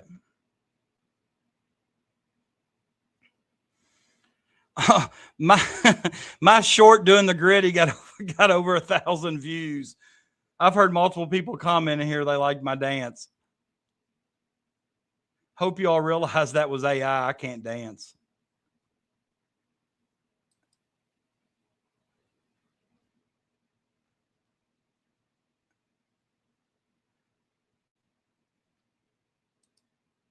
All right. Got 16 members. If we get to 20, I'm coming dressed like a pimp on Friday. Jimmy Jams won't know what to think when he sees me all dressed up. Well, I don't know. I don't even know who Fred is. I know who Fred Astaire is, but I wouldn't know how he dressed.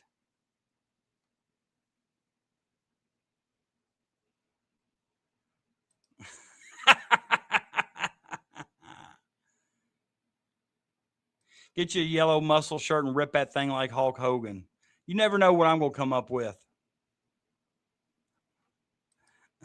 No, that's not the gritty. That's the AI version of the gritty, Kel.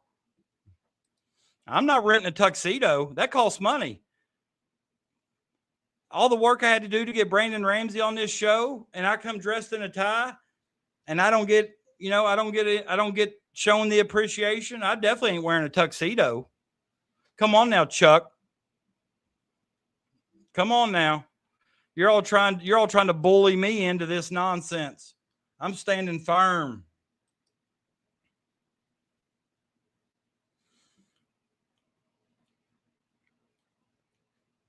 Oh, I'm going with feather boa and a big persona. Hey, I'll come in flamboyant. If I can find somewhere to buy them. Hey, Chris. Chris, let me tell you this. Chris, I feel like you're a voice of reason. Are you a voice of reason? Chris, last show, my followers or subscribers are loyal watchers, and we got a pretty good base here.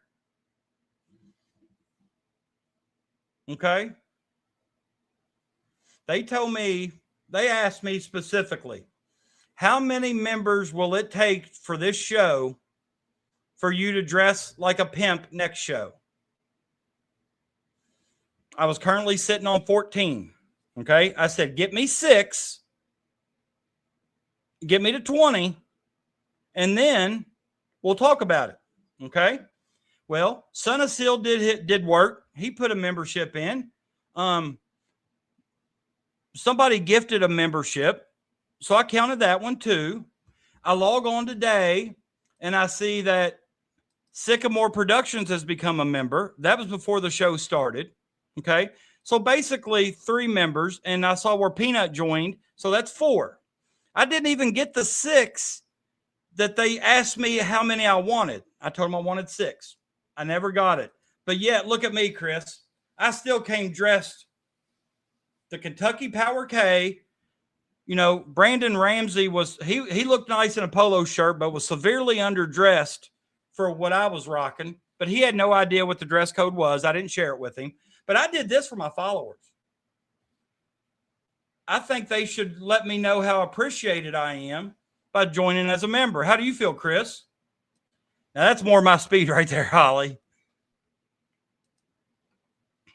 I'll come up with something. Don't you guys worry about it. David, how dare you? How dare you? What's the name of the Godfather's women? What does he call them? David, you're not making any friends with Holly. Right, Chris. I just don't get it.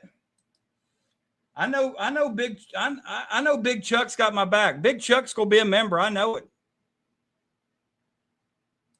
I will not go shirtless on stream. I will not. But why dress like a pimp when they didn't get me 6? I felt like I did half because they gave me half. Friday, I'm sitting right now, Vandy. I'm sitting at 16 members. If I get 4 more tonight, and I may go another 2 hours. I may go 2 more hours tonight. Tomorrow's my last day of school. You know? Don't go 2 more hours. See, Chuck's already want me to log off. Although I think he's talking about me going shirtless. If I get 4 more subscribers tonight, then I'll dress up like a pimp on Friday. But that's what I'm saying, Chris. That's what I'm saying. I will. No, I've lost 50 pounds. I'm a diabetic. They put me on Ozempic. It's lowered my A1C. I've lost about 50 pounds. Actually not 50. I started at 271. I'm down to like 229. So about 42 pounds. But I still won't take my shirt off in public.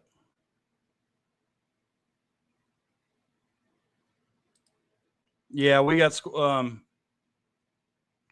Shane, I don't feel like a pimp.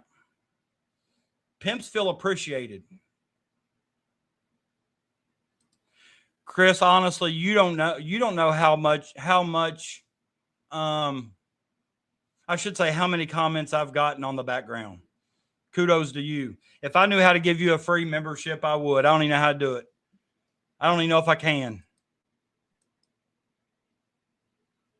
I appreciate you. Never wear shirt.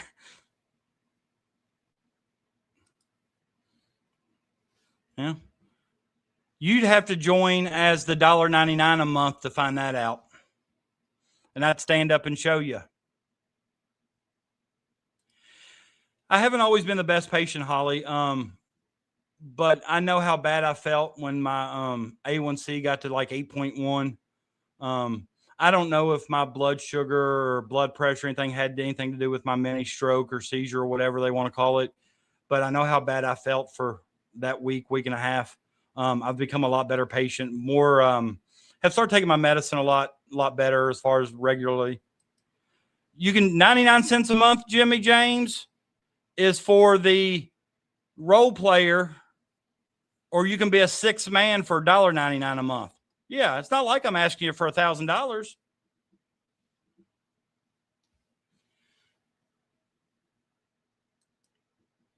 Well, I can't do $346 a month. You can always, hey, listen, there's a Venmo in the upper right-hand corner. That QR code's Venmo. You can always Venmo me.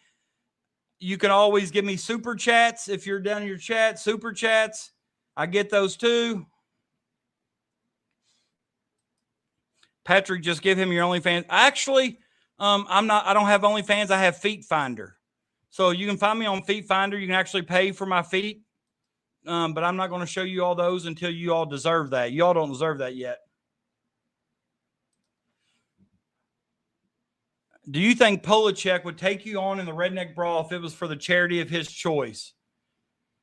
I don't know. I don't know. Listen, I'm a lover, not a fighter, but I'll fight you over my lover. Yeah, it is a real thing, Crash. Really is. I don't know who does it, honestly. I've heard people say they do. Don't know who's joking, who isn't. $1.99 a month, Jimmy. $1.99 a month.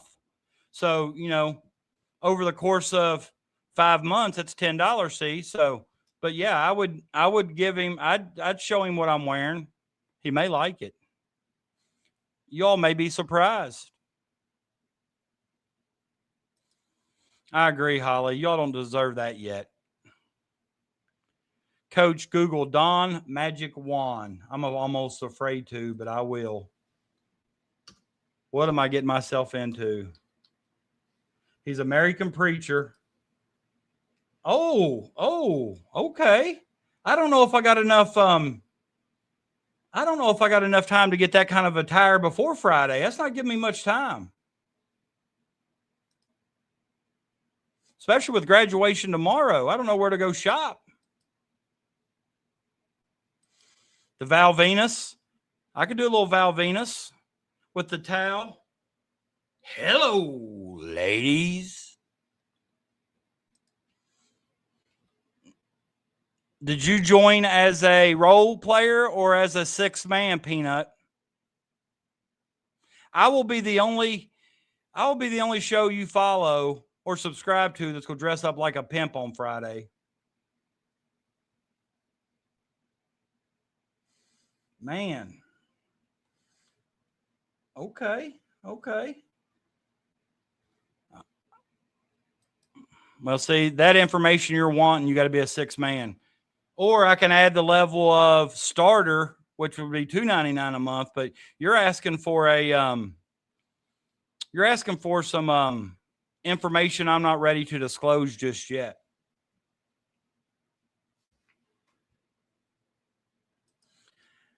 Polachek blocked me, so I would even if Polachek agreed to get me in. And now listen, I don't even know if I could whoop him.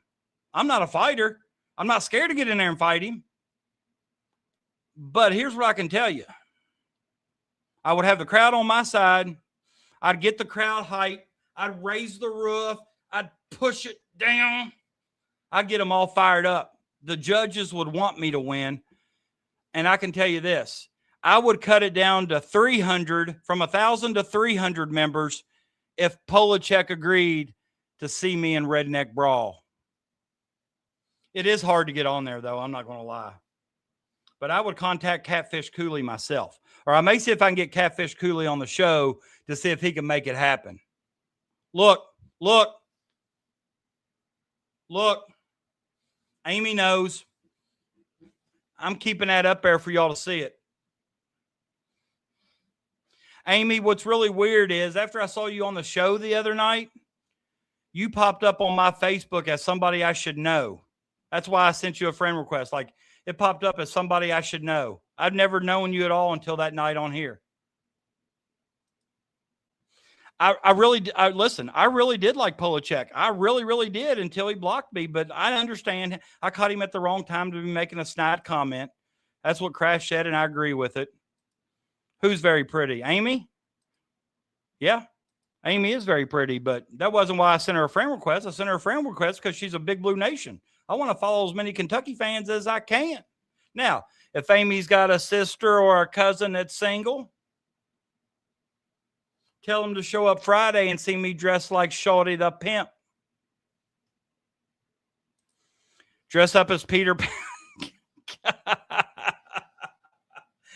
You don't want to see that visual of me in a green Peter Pan suit's not a good one. I promise you. That is not a good one. That's funny stuff. But no, let me show. If y'all didn't Google Don Magic Wand, let me just kind of give you an idea of what he's talking about here. This guy's a preacher, but look at this attire. Look at it. Look what this man wears. I'd like to see this one right here. Look at that. That green lime. Give me that bowler hat. I need to go. Listen, I need to go somewhere. I need to get to Maysville or somewhere where I can look for what kind of, does Walmart sell these types of crazy hats?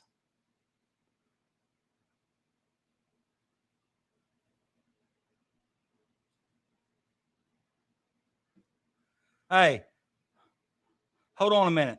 Hold on a minute. Hold on. Hold on.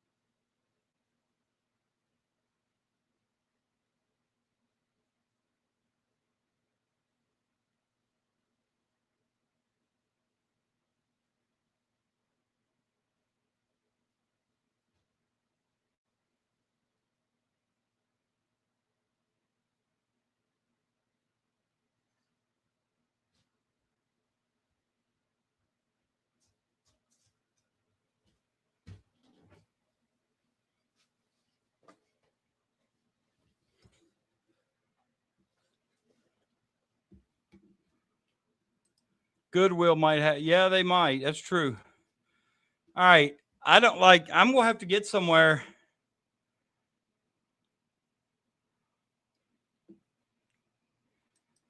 Now, that's not a very nice icon. That's not very nice. But yeah, that's definitely a pimp-like look. Hey, what if I hold on? I don't want to be. What if I wore this kind of jewelry? Does that make me look like a pimp? If I wear a championship ring?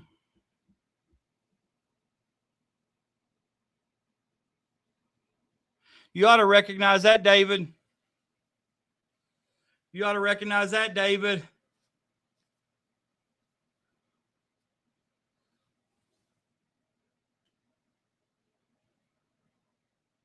You can't really see it because the light got the big devil in the middle. Hey, bling, bling.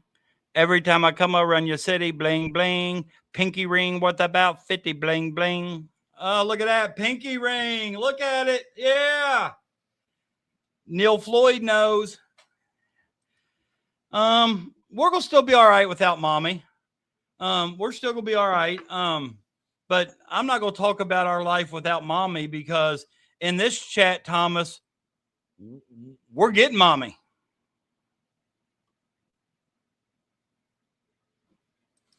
Flavor Flav.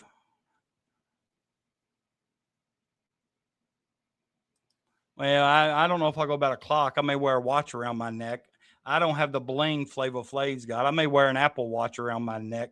Actually, I don't even have an Apple Watch.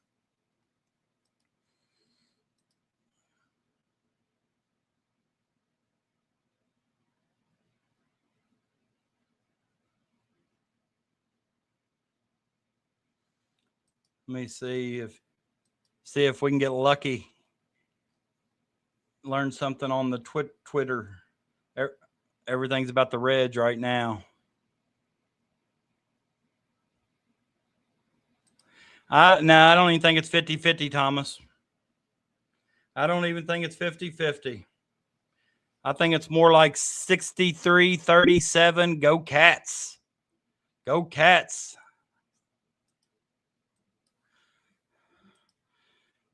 Mommy likes the way he looks. He definitely looks better in blue than he does in any shade or form of red, like a St. John's or a Louisville or Arizona.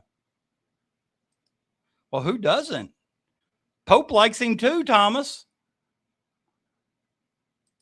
No, Jelly of the Month Club's a slap in the face.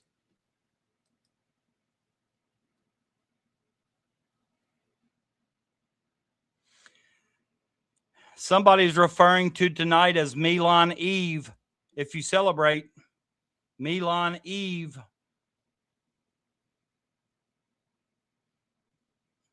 Uh-oh. Take this for what it's worth. We may have some news. I haven't read it yet. Hold on.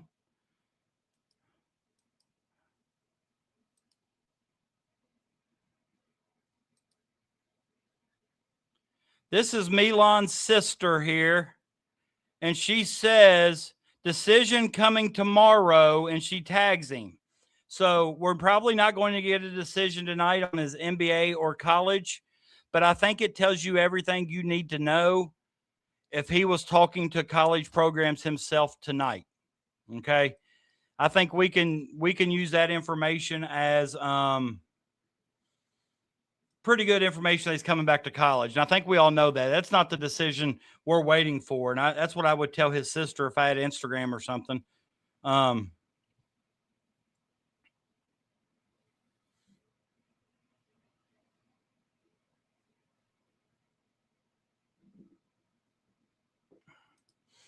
Vandy, we love you coming in here, but we don't like you coming in here bringing that kind of news.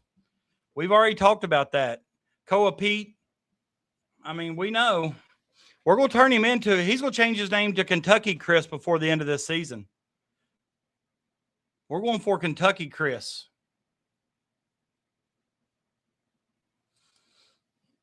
Yeah, he is. Oh, Pooh Bear the Prophet, when you're the best shooter in college ball, you don't come back to play defense. Hey, very valid point. But I don't think Rick Pitino is going to let him just stand out there and not guard anybody. If you already watch Kentucky's team, they already don't guard anybody. I disagree, Kel. I think he's one of the best freshmen in the country. I think he'll be all right. I'm a fan of Koa Pete. I think he'll be nice. I really do. He don't have to commit right away. He just has to say if he's coming back or staying in the draft by tomorrow at midnight. Yeah, that the date of that post is, it was shared by a Cyclone person, so I'm sure it's somebody that follows it. It was actually at 9:10 tonight when she posted it. 9:10 tonight. He technically can. The only thing I'm going to say is he did say that he wanted it to be a very quick process. But yeah, he technically could wait till August.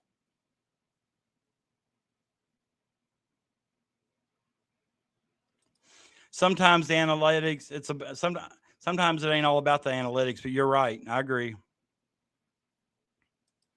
I wonder if his agents are telling him this stuff. His news from Liver Lips Goodman. I've reached out to Jeff Goodman trying to get him on the show just to troll him.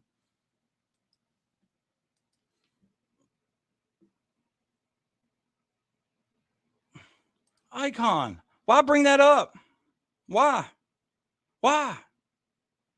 There's a big word in there. If ifs and buts were candy and nuts, we'd all have a Merry Christmas, buddy. If ifs and buts were candy and nuts, we'd all have a Merry Christmas.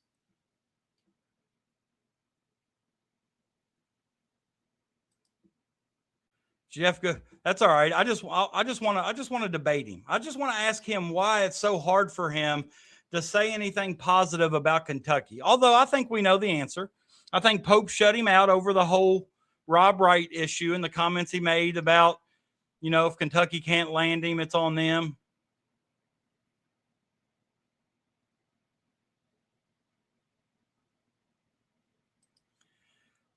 Ooh, only $2 million, Chris? Is that all they have or all they're willing to spend?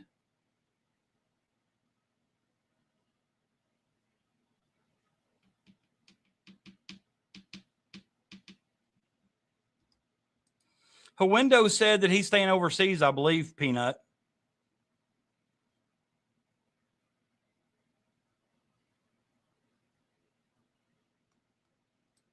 No, you speak that negativity into existence. We're going to be positive. Positive. He's coming here. There is no doubt. There is no ifs, ands, or buts. What do you mean is Window still available? Hawendo? Yeah, he's available, but he said he's staying overseas. There's the last thing I heard.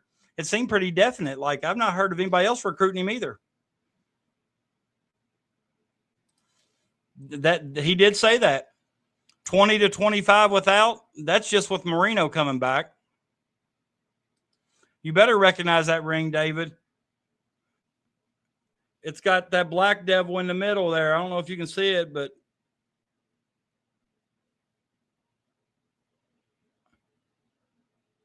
I'm going to wear that with my pimp suit. I've got another championship ring from the other All-A that I won. I might wear one on each hand or might wear them both together, depending on where I can fit it. But I got to have a pinky ring.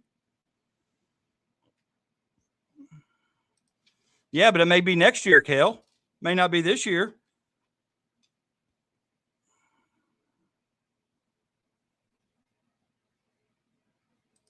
What are you talking about, Chuck? Did I miss something?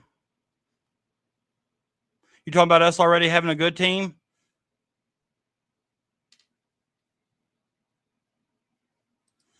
He did.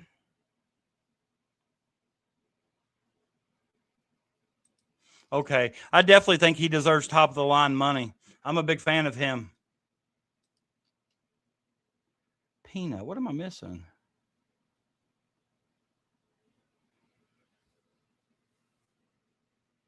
Yeah. Oh, I see what you're saying. Yeah. Yeah, he kind of thought we were anywhere between 20 and 25. Yeah, he did. That's true. I agree with that. And you're seeing it more and more now. And honestly, any team that gets on a run in March gets hot. But here's what you got to know. And I think you already know this. It ain't about who gets hot. You know what it's about? Who stays hot. Stay hot. Yeah, Milan actually said he'd be a great player for Pope, and Pope would be a great coach for him. But he was also talking to a Kentucky writer. I don't see him saying much negative about Kentucky if he's talking to the Lexington Herald Leader. I agree with this. I agree. Every morning, how's it? Oh, every day that I've ever been at the school I currently work for, we do morning announcements, right? And I'm finishing my 4th year there. The last thing the person who does our morning announcement says is, make today a great day or not, the choice is yours. And I think there's a lot of truth to that. How we respond to things that happen throughout the day determine whether or not we have a good day or not. Can bad things happen? Absolutely. But how we react or handle those bad things will dictate or determine if we have a good day or not. So make it a great day or not, the choice is yours. Texas did. I agree.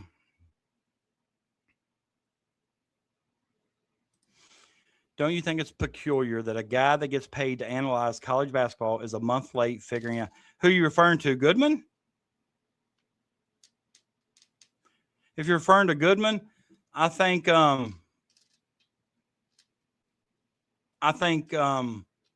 he just had to wait for Marino. I think Marino coming back maybe solidified it for him.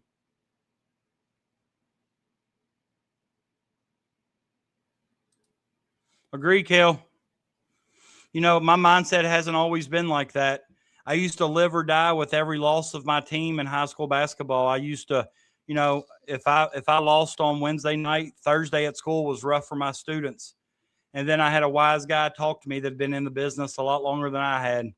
He kind of just sat me down and was like, look, if you want to coach for a long, long time, there's some things you need to work on.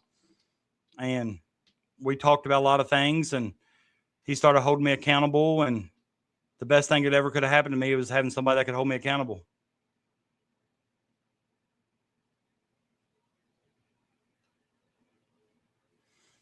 So, I mean, I definitely agree that, it's up to us. It's our choice if it's going to be a great day or not.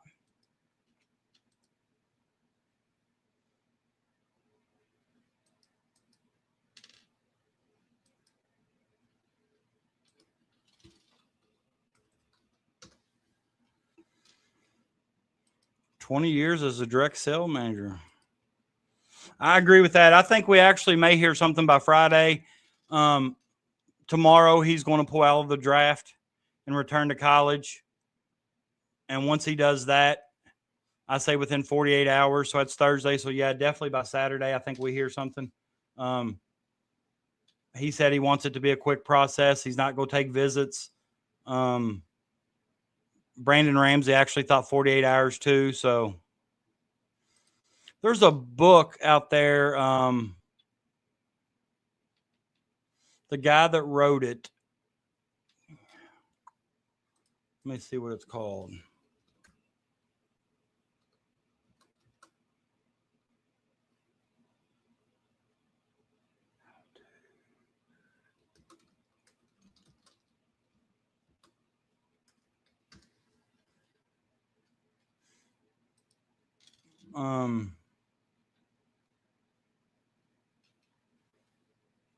It was the author of the book was a Wake Forest assistant coach.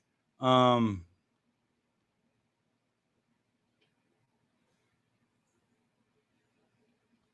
I'm thinking about it, if you've never read the book Hard Hat's good.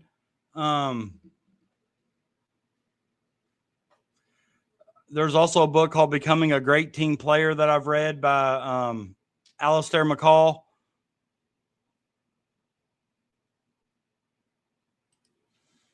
They definitely already have an idea.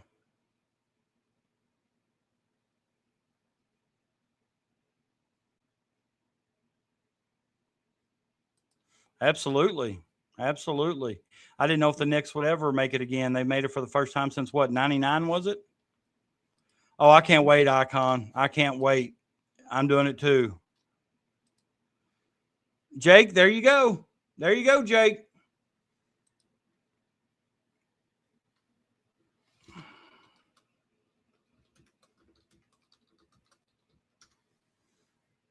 Oh, it's called the book I'm talking about is it's called Teammates Matter. Teammates Matter. It's by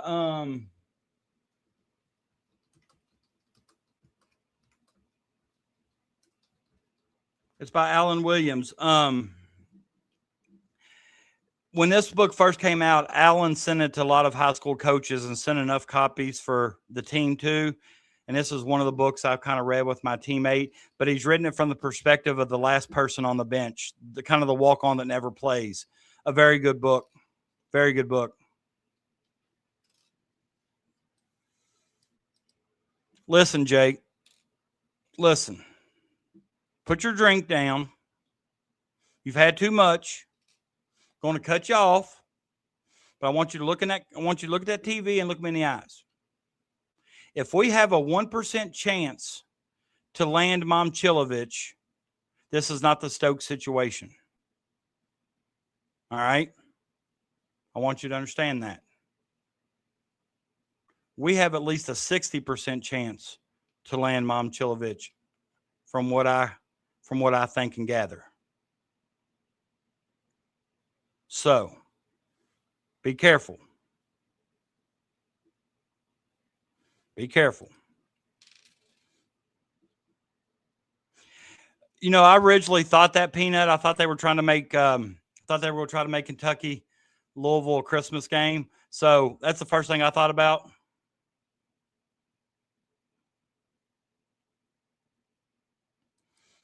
Well, I don't want to. Hey, that negative. We're gonna talk it into existence.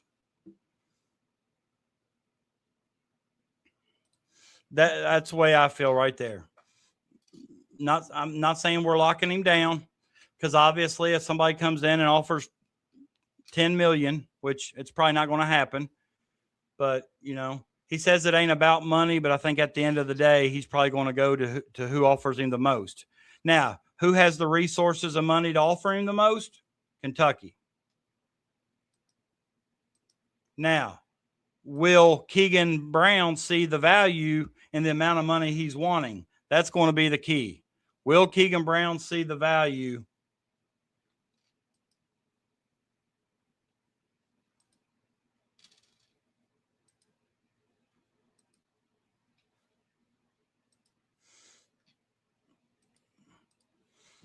Like I said, David, I'm not going to sit here and say, well, I'm glad we didn't get Stokes. Well, I didn't want him anyhow, because that wouldn't be true.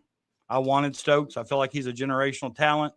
But I also said that if we had the choice between Stokes or Momcilovic and we were guaranteed to get one, I would take Momcilovic. And I still stand by that, just because I think he's already a proven college Division I player.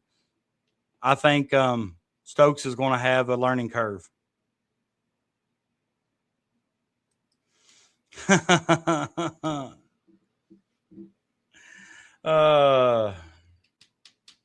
funny. That's funny.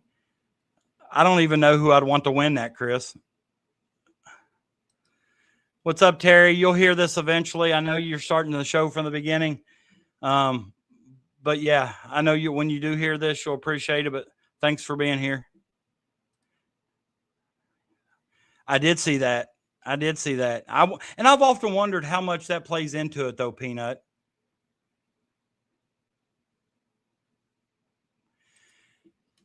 You know what? I jumped on board with Freeman because I felt like everybody else was jumping on board. I hadn't really seen him play. I knew he was good. His stats were good. But the more and more I looked into him, his injuries did scare me. He missed a lot of games with his feet, and those injuries don't seem to be ones that go away. They linger. Freeman was a little bit different scenario for me than what Stokes was. Well, we've only got 2 roster spots, Thomas. And I think if we land Momcilovic, the last spot, if we do sign somebody, it'll be a project. It'll be something like an overseas wing or an overseas big that's a project. That's somebody we're going to have to work with. And that's what I was talking to Brandon about. If you all were here, I remember talking to Brandon about it. It's hard to sign somebody and stash them now because you can develop them for a year. Then they enter the transfer portal. What would we have done? We redshirted Hawthorne last year. He practiced with the team, went up against those guys for a year, probably got better. And what if he transfers that after last season?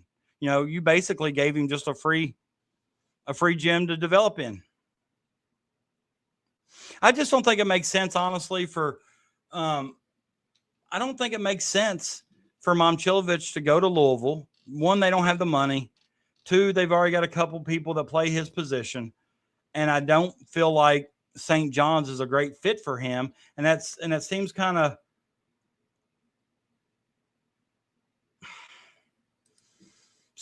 bad to say that, because somebody that good, you feel like can probably fit anywhere. But when I say I don't think he fits there, it's because Pitino's going to want him to play D. And I know he's the best shooter in the class. You don't recruit the best shooter in the class to play defense.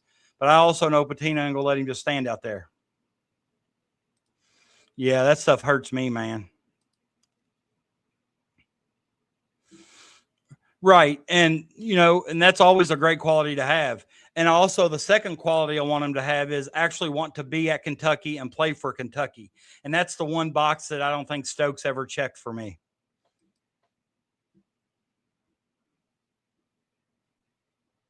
I agree, especially SEC. Okay. What do I think about who, Thomas? Last thing I see you write is we need people now. Then you said, what do you think about him? Who are you talking about? Let me know and I'll tell you. I need to ask a question about your baseball team. How in the world have you landed a transfer portal commit when the portal doesn't? Yeah, you got me. I saw that. That's got to be some kind of shady tampering. I saw that too, Chris. I just didn't know exactly when it opened.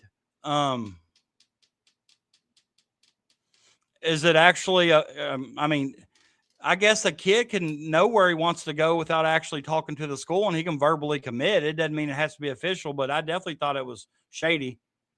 I'm still shocked that our baseball team got in that large bid, really. I agree.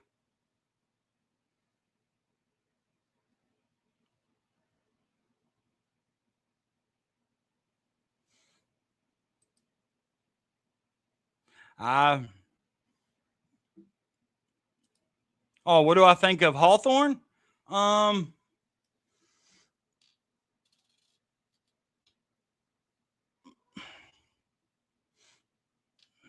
he's not as bad as you think he is. He's not as good as you think. He's not as good as you think he is, but he ain't far from either. I don't really know. He had all year to practice. He was a top 30 kid coming in. We've never really seen him play in game 5-on-5 situations. I think he's an explosive athlete, good size, lengthy. I think he can shoot the ball. I'm excited. If you want to know the truth, I'm excited for him. I really like him. So I hope I don't look for him to start for this team. Even if Mommy don't come, I don't look for Hawthorne to be a starter, but I think he's going to be a player and a contributor. Brandon Ramsey knows his shit just to be playing. I agree. I listen, I told Brandon Ramsey that I probably wouldn't need him but for 15, 20, 30 minutes. And after an hour and 5, hour and 10, I decided to let him go, but I could have talked to him for another 2 hours. I try to respect people's time, but he's one of those people that just, listening to him kind of sucks you in. I've said it for a while. If Pope can relate to anyone, it's a big fellow, goofy Caucasian. Yeah, Holly's here. I think I saw her comment earlier. Yeah, there she is. I just finished putting together an electric honey spinner. Oh, okay. Okay. Pretty excited about it. So, what exactly does it just spin honey like the name says? So, as opposed to doing it by hand, now you have an electric one that does it for you? Is that what we're doing? Because I don't really know, but I'm interested.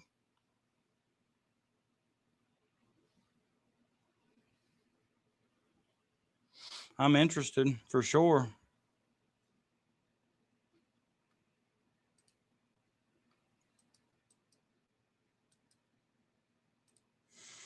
Holly, have you seen that picture surfacing on the internet of the McAlberts in court today? Did you see how much weight Brian Higgins has lost?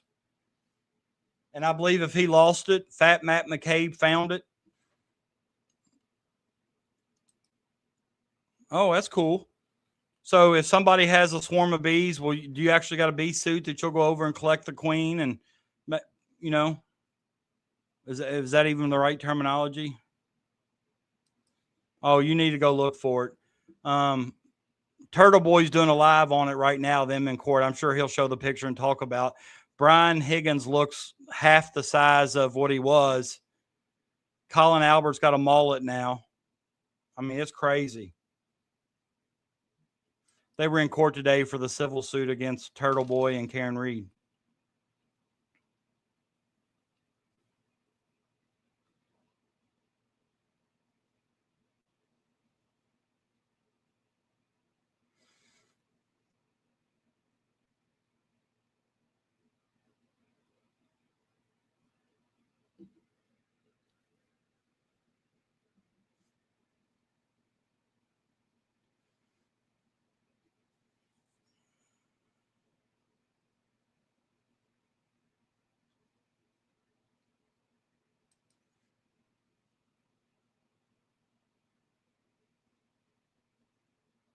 We need a picture of Crash in his bee suit.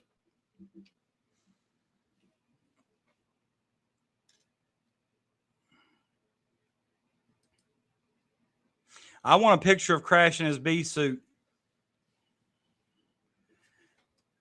Yeah, I did actually. He finished, what was it, 35 hours or 35 days or something in rehab for gambling, and the NCAA still denied him.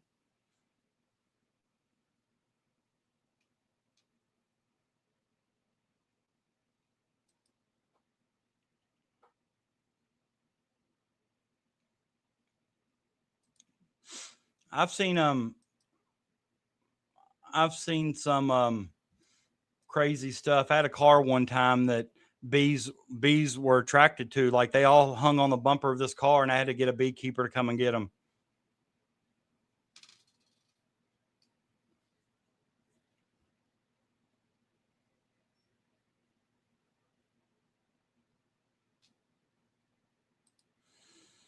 I've often wondered, I think somebody with a lot more brains than me needs to come up with like a sports tube instead of YouTube where you can watch every sporting event that's ever happened, every NCAA college game from 70, whatever on, whenever they started showing them on TV.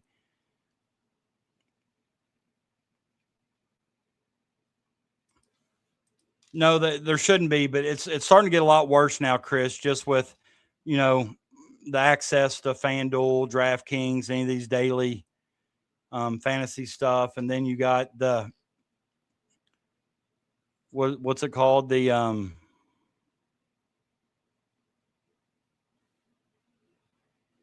prop bets with each individual player and stuff like that.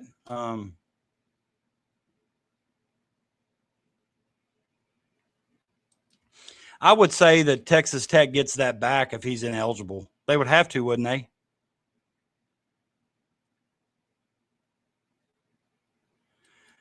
Hey, here's what's funny, Icon. They were on my car bumper. I drove 10 miles to work, and I could see them following behind me. You know that cartoon you said where they said like a beeline? They were following me to work. I parked my car. When I came out after school was over, they were back on the bumper again. Like I couldn't get rid of them.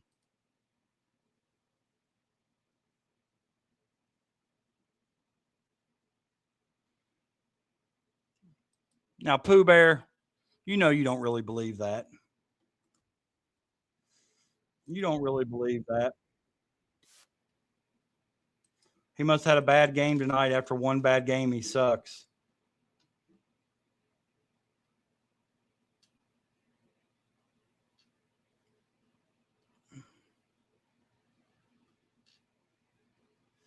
Six teams of what? High school?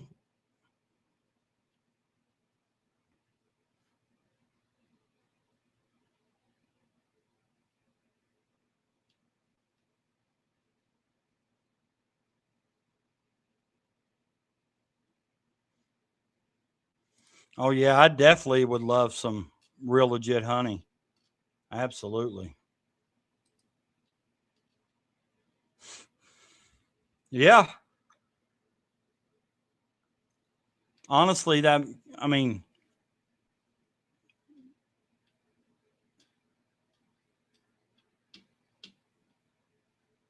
and you know what? You have to think you're going to get caught, right? He's got all that money. He's going to play in the NFL. He's going to be playing at Texas Tech, going to get drafted.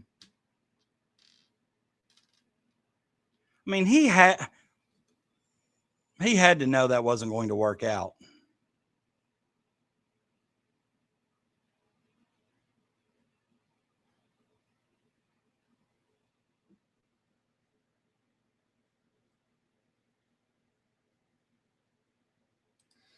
Pikeville could show out and give us all the players in Lightning experience. It'd be one hell of a round robin. I still don't know what players you're talking about, Ronnie. I'm still confused on. Are you talking about high schools? Because universities aren't going to come to Pikeville and play. That place couldn't hold Kentucky fans, and they're not going to say we're only selling 10,000 tickets when there's 20,000 people that want to come. They're not going to lose the money on 10,000 that couldn't get tickets.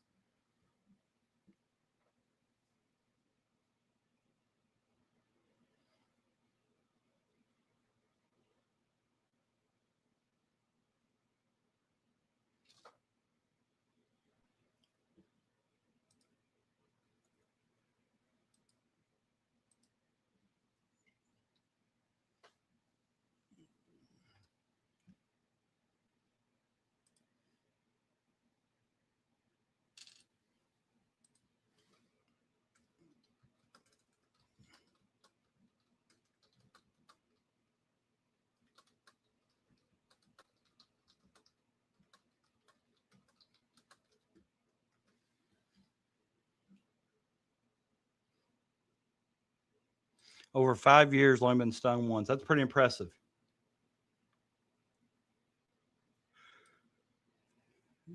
Yeah, I'll pay. I mean, I'll pay. Yeah, absolutely. I bought this old house, opened the attic to find a hornet's nest, 3 pillows long and all down the drywall. About crap. Oh my gosh. Yeah. You should have called, probably should have called, Crash. He'd brought his bee suit over there and he would have taken those hornets out there for you.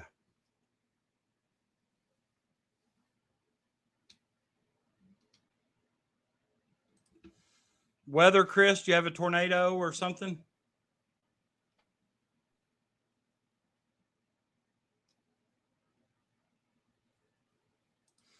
Well, I'd like to tell you that it all ends tomorrow, but it's not going to. Like I said, he can withdraw from the draft up to 11:59 tomorrow.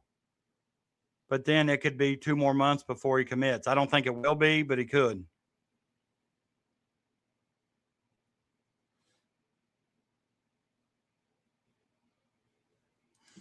It wasn't just any teammate either. It's the coach's son, Sean Sutton.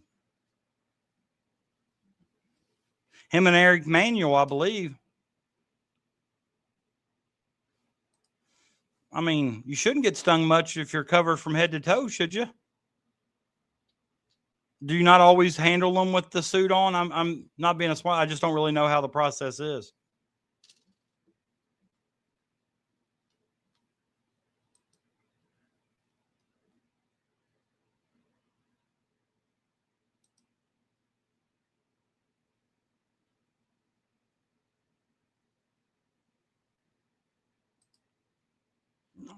I figured.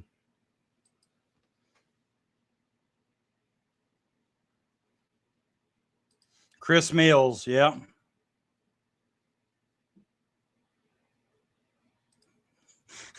I'd like to have that on Ring camera, or if you got a camera on your back deck or wherever, I'd like to see that.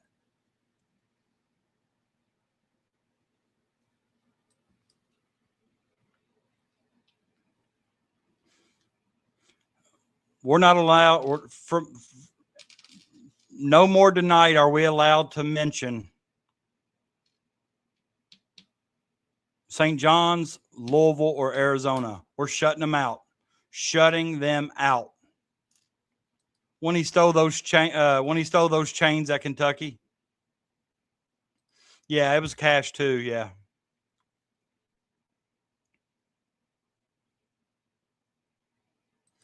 Yep, Ronnie, that's what I said earlier. You could take these guys today, stick them in the middle of Rupp Arena and tell them to look up, and they may not be able to name 10 players that played on any of those teams. They would know very little about the 2012 team other than Anthony Davis, probably. Some wouldn't even know Kid Gilchrist.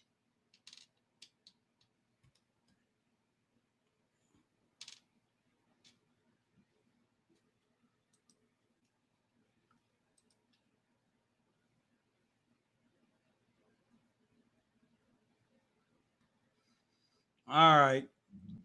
I don't know what's going on here, but there's a guy in this BBN Hall of Fame. His name is Kentucky Shiesty. I'm looking for the fella that sent the messages to Milan's mom. I'm doing a full FBI investigation. I have to get to the bottom of this. I hope Kentucky people aren't sending messages to Milan's family. Seriously.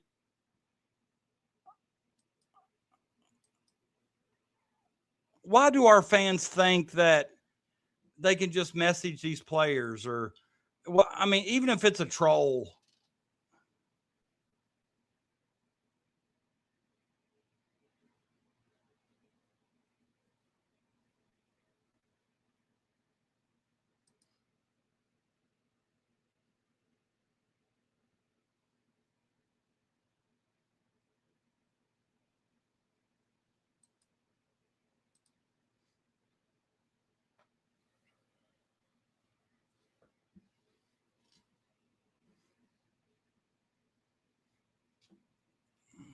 That's just the question you don't know. But I mean, this guy in this chat, I mean, I mean, he's not showing anything, so I'm trying to look on Twitter. David lives up by me. Yeah, he sent me a picture of that snake.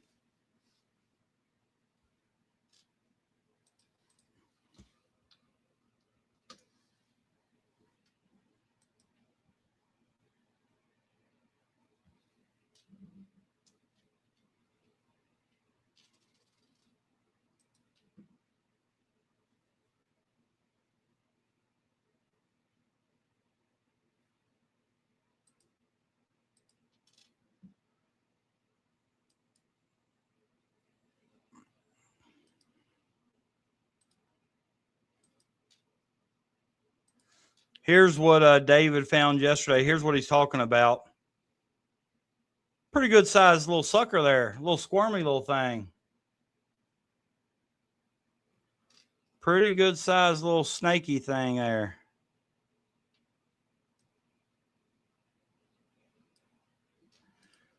I'll be honest with you. I don't want no part of that. Mm-mm-mm.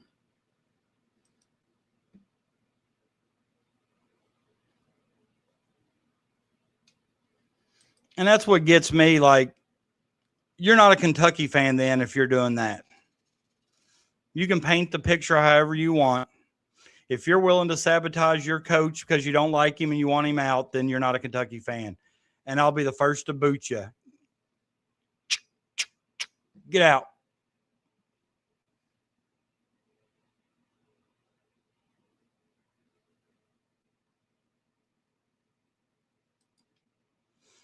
I try to keep my yard bee friendly.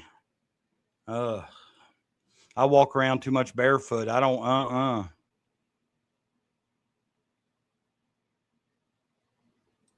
What kind of deterrent you got, Kel?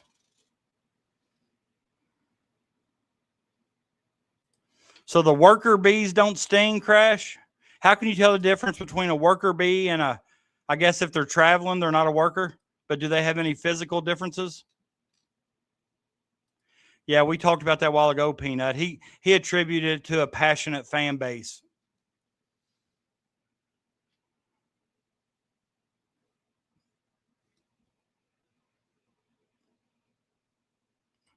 I live 3 miles from the Texas. Oh, okay. Well, okay.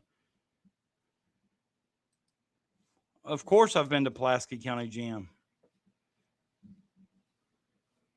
I sure have.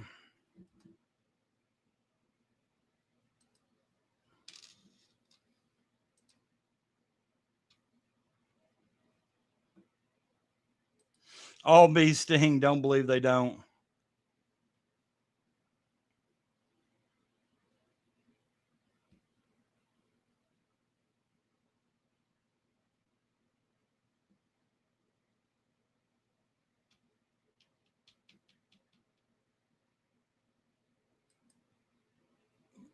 Makes sense. Yeah, nice gym. It is. What about is there a Pulaski Southwestern?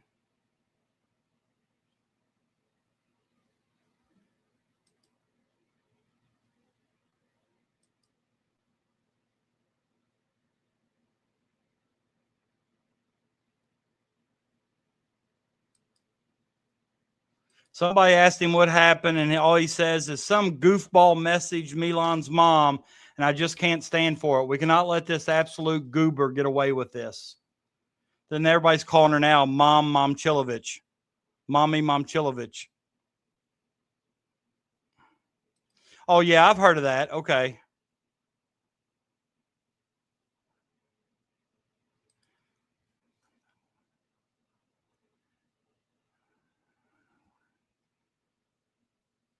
"24 hours and 6 minutes for him to decide if he's leaving the draft, Ronnie."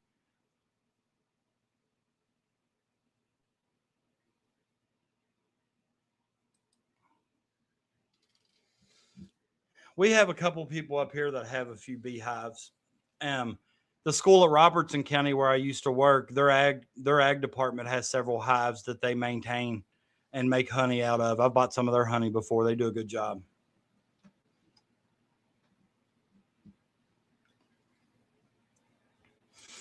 Yeah, we need her. We need her to chill. We need whoever's messenger to chill.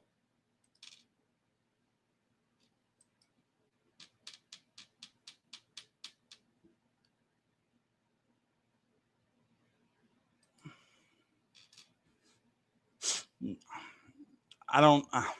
Teams shoot awful good in Rupp. They're not going to play many games in Memorial due to the size, though. What's Memorial seat?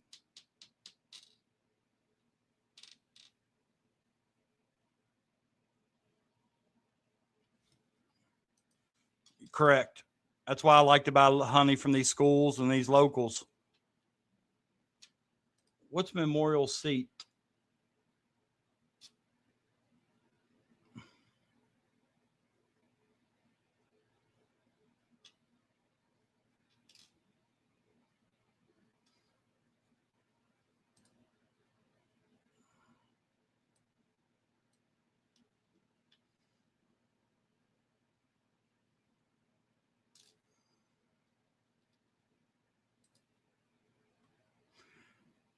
$7,500. They're definitely not going to be playing any games there.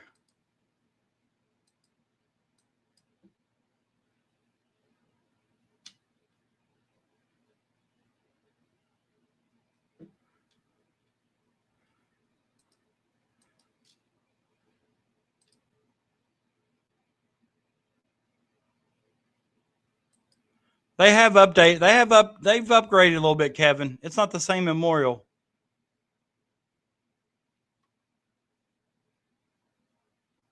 I went to several girls' games there, and it was nice. Yeah, 7,500. They're not going to lose out on 15,000 seats.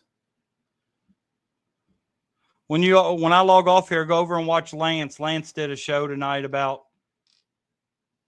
talking about what kind of off season that Marino needs to have, and that Momchilovich is more than likely coming back, and then guard play.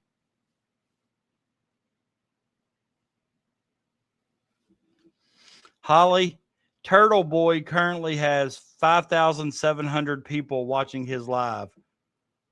He blew up on the Karen Reed case.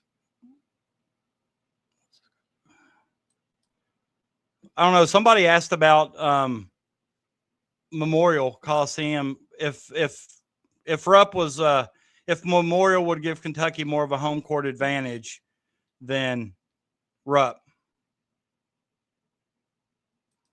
Talk Kentucky recruiting. What more can we say, Ronnie? We've talked it for 3 hours now, 2 hours and 59 minutes. Brandon Ramsey's the best recruiting guy in the world, and he told you all the 27s. And I mean, what more you want to talk about? Turtle Boy is no relation to Turtle Man.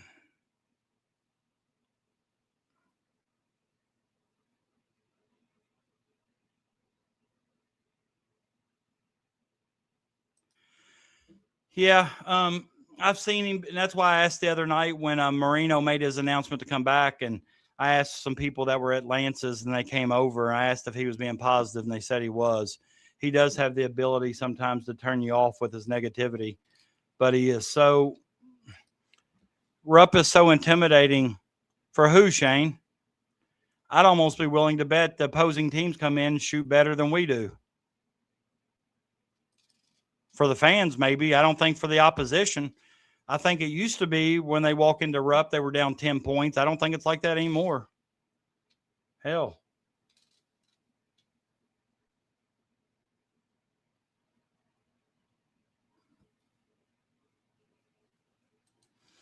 Yeah, that June day was awesome to hear the acquittal, but it's still going on. The civil case.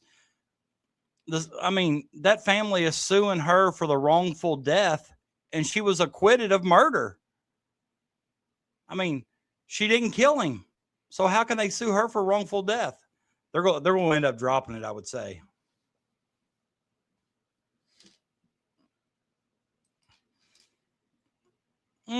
Maybe.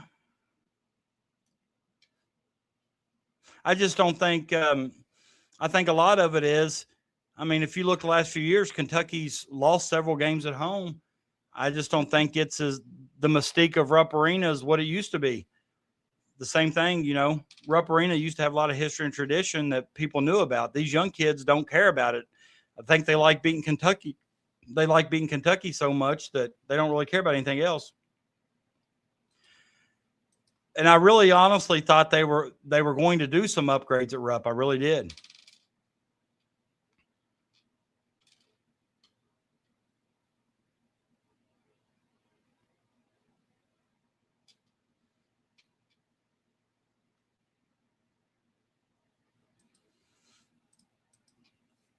But it'll be kind of interesting to see what happens. Ronnie, stop. We've been on here 3 hours. 2 hours and 40 minutes of it have been about Kentucky. There's only so much you can say. I am curious to see if Momcilovic does come, what they do with the starting lineup. Do they move Cam to the 3, then move Momcilovic to the 4 with Marino? Somebody suggested they move Momcilovic up to the 3. They may start McBride at the 4 and then Marino at the 5. But if they do that and they move Cam to the 2, that means Wilkins is coming off the bench, and he ain't coming off the bench. That's 100% true. So I'm curious that if we get Lance, I'm curious to see what happens with the starting lineup. Obviously, he starts, but does he start at the 3 or 4? If he starts at the 3, does that mean Cam's coming off the bench? So you think Cam 4, Mommy 3?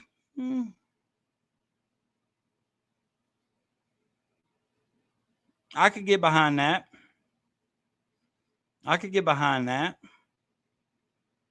Then if we wanted to go really small,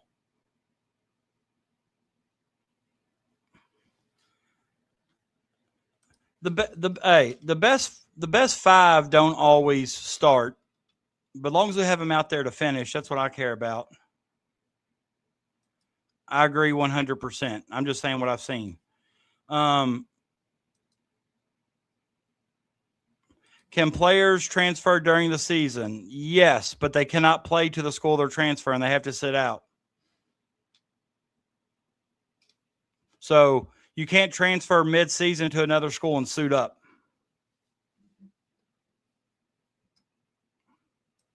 This year, you're talking about 27? Because we're in the 26. See, the class of so the 27. I don't think we will. I mean, it's almost. I don't know. They say our 27 class could be top.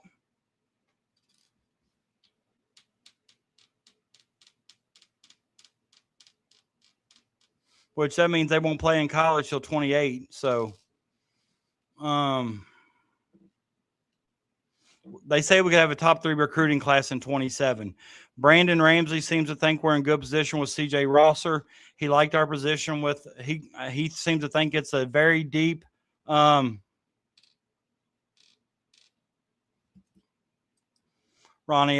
listen, I was all state. You can look it up.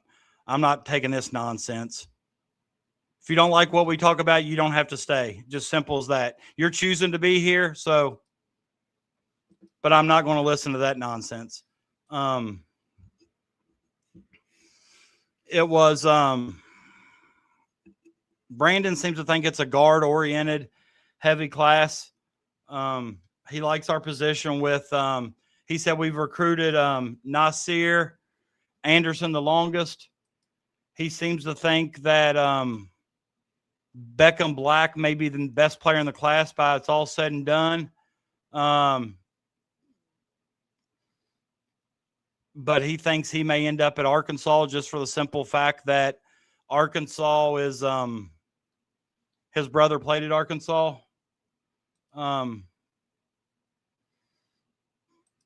If you're one that buys into this stuff here, I'll let you choose for yourself. If you buy into this nonsense here, are you one of the players that likes to follow this kind of stuff here? Me personally, I don't think it means anything.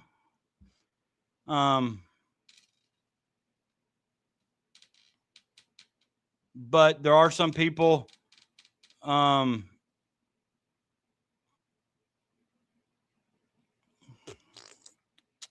Some people like to buy into who these players follow and don't follow and who follows them recent.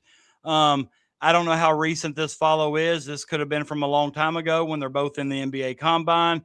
They just clicked on the 732 following tab. That doesn't mean it was the most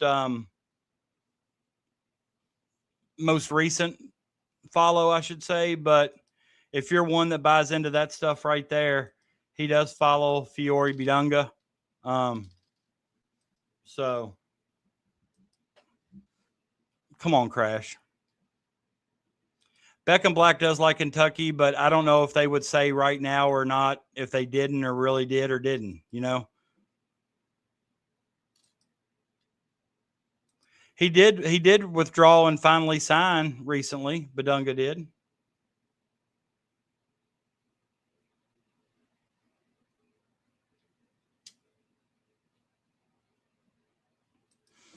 He knows, Chuck. He knows. You can't tell me Crash knows all the inner workings of the UK athletic department and don't know where Bidunga signed. He's trolling us, Chuck. He's trolling us. Big Chuck Kentuck.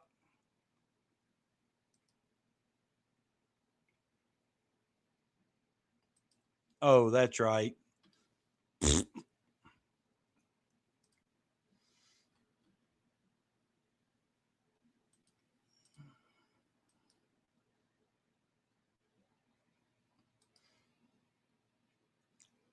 Come on.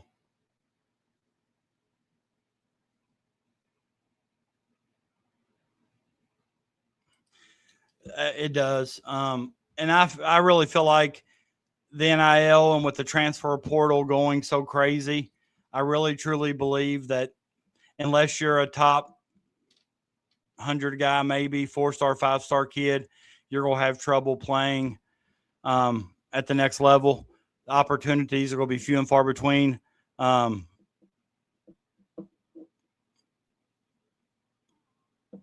But you know, it's been like that for a couple of years now. We actually had a kid at Pendleton County who was quarterback on our football team, and he was trying to go to a very small school, and they told him he was able to walk on at that current time, but they had to wait and see what the transfer portal was like before they would offer him a scholarship. And this is a Division III school. Not really Division III. They give money, but it's a not Division I or NAIA by any stretch. It's lower level, but they're already talking about the transfer portal there. So I guess there's kind of a trickle down effect. But it kills me because I coach high school kids and I try to, you know, my job is to try to get them in front of as many college coaches as possible. I actually just had a player sign at Bluffton University, which is in Northern Ohio, near Pennsylvania. Point guard. So, you know, I'm happy for her, but it's a process because they, you know, they just don't really recruit a lot of high school kids anymore unless you're 5-star, 4-star. I think he's already made his decision. I think he already knows. He wouldn't have been on Zoom calls talking to college coaches tonight himself. We've heard that somebody on the show said that they've heard that he Zoomed with all 4 schools, Arizona, St. John's, Louisville, and Kentucky.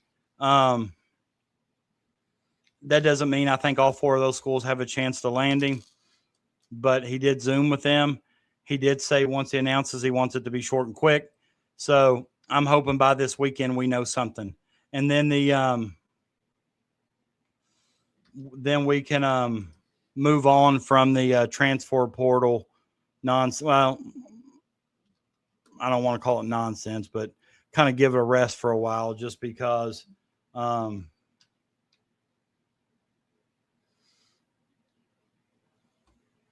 it just seems like it's just ran its course. Coach, are you familiar with Coach Keith Mondillo? Yeah, I've heard that name. Does he does something with recruiting, doesn't he?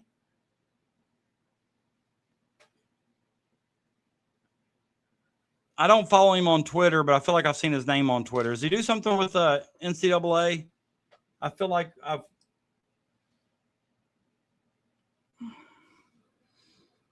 heard that name somewhere. I may be totally off base. Isn't the 5-year one transfer thing just a Trump executive order at this point? If it hasn't progressed beyond that, it won't be a law. Yeah, it's not a law yet. It's just all speculation. I don't think it'll be a law either. I've recently heard more and more people talking about that recently, how there's a chance it probably won't be a law. But I don't have any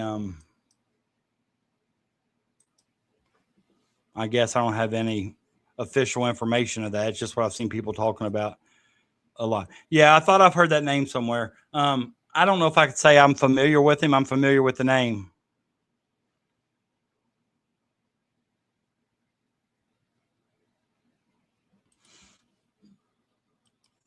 Todd May, Virgie.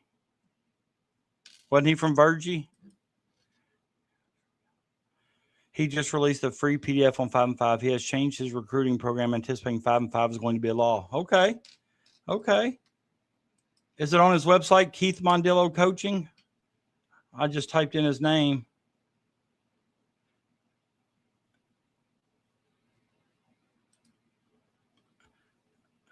He's got the get the free recruiting jumpstart guide. Is that it?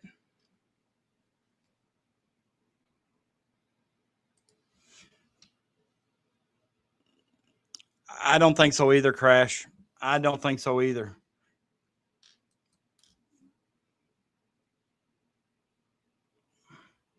You can find it on YouTube. Okay, I'll look at that up. I will. That's interesting. I like reading about stuff like that. Although I don't think it'll be a law either. And if it does become a law, I agree that I think there'll be tons of lawsuits.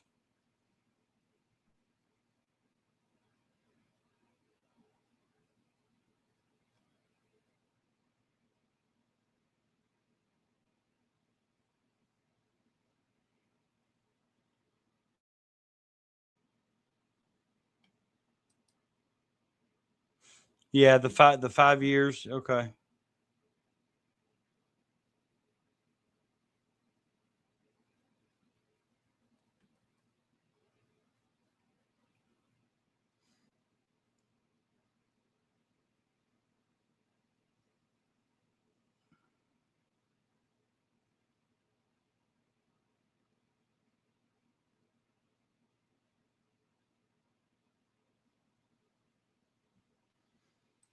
I haven't read it yet.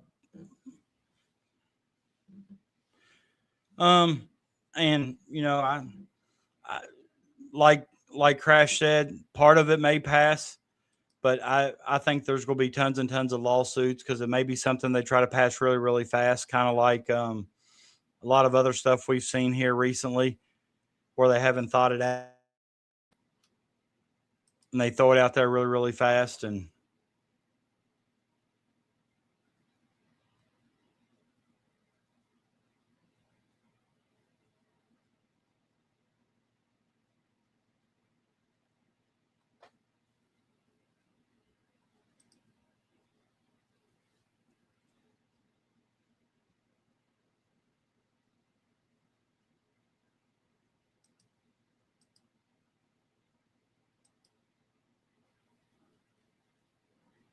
looks like OKC won tonight, so they'll have a 3-2 advantage going back to San Antonio.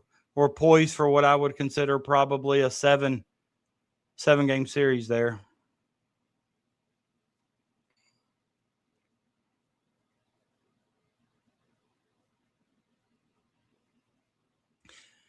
I'm a firm believer that it's, I don't know much about it. I'm going to watch that video on Mondillo or what he came up with, but I just don't feel like the college, it is good for high schools.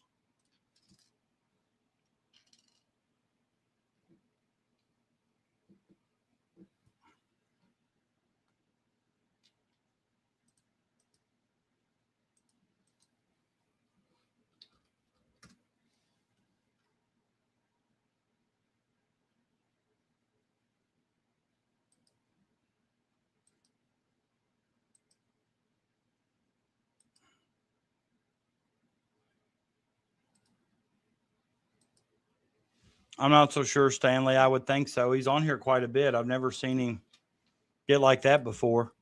But we've talked about basketball for 2 hours and 45 minutes of the 3 hours and 16. And, there's only so much Kentucky basketball you can talk about when there's no news left. I'm not going to sit here and project or speculate starting lineups all night. I mean, hell, it's already 12:15. I got to go to work tomorrow.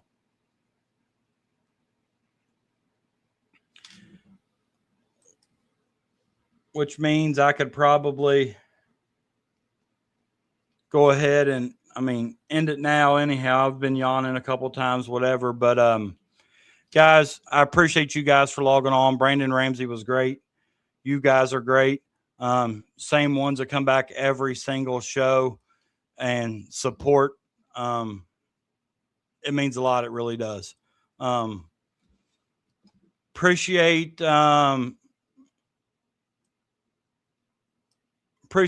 Sycamore Productions and Amy for becoming members. Hopefully you guys appreciated my efforts and looking nice tonight, and I'll wake up tomorrow and I'll have notifications of more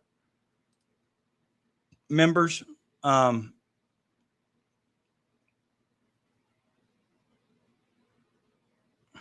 agree, Stanley. We always talk about Kentucky basketball first, and once we get all the topics out of the way, then we'll talk about other stuff just to kind of have a little fun with it. But, like I said, I appreciate you guys. Thanks for showing up. Excuse me. I got to take his shirt and towel off. I got to get ready for bed. I got to get up here in about 5 hours and finish my last day of school. Woo, woo, woo. But just one last time, shout out to Brandon Ramsey for dedicating about an hour of his time. We appreciate it. Good night, you guys. Good night, chat. Good night, everybody that's going to be watching this on podcast or watching the replay. Stay tuned and stay hot.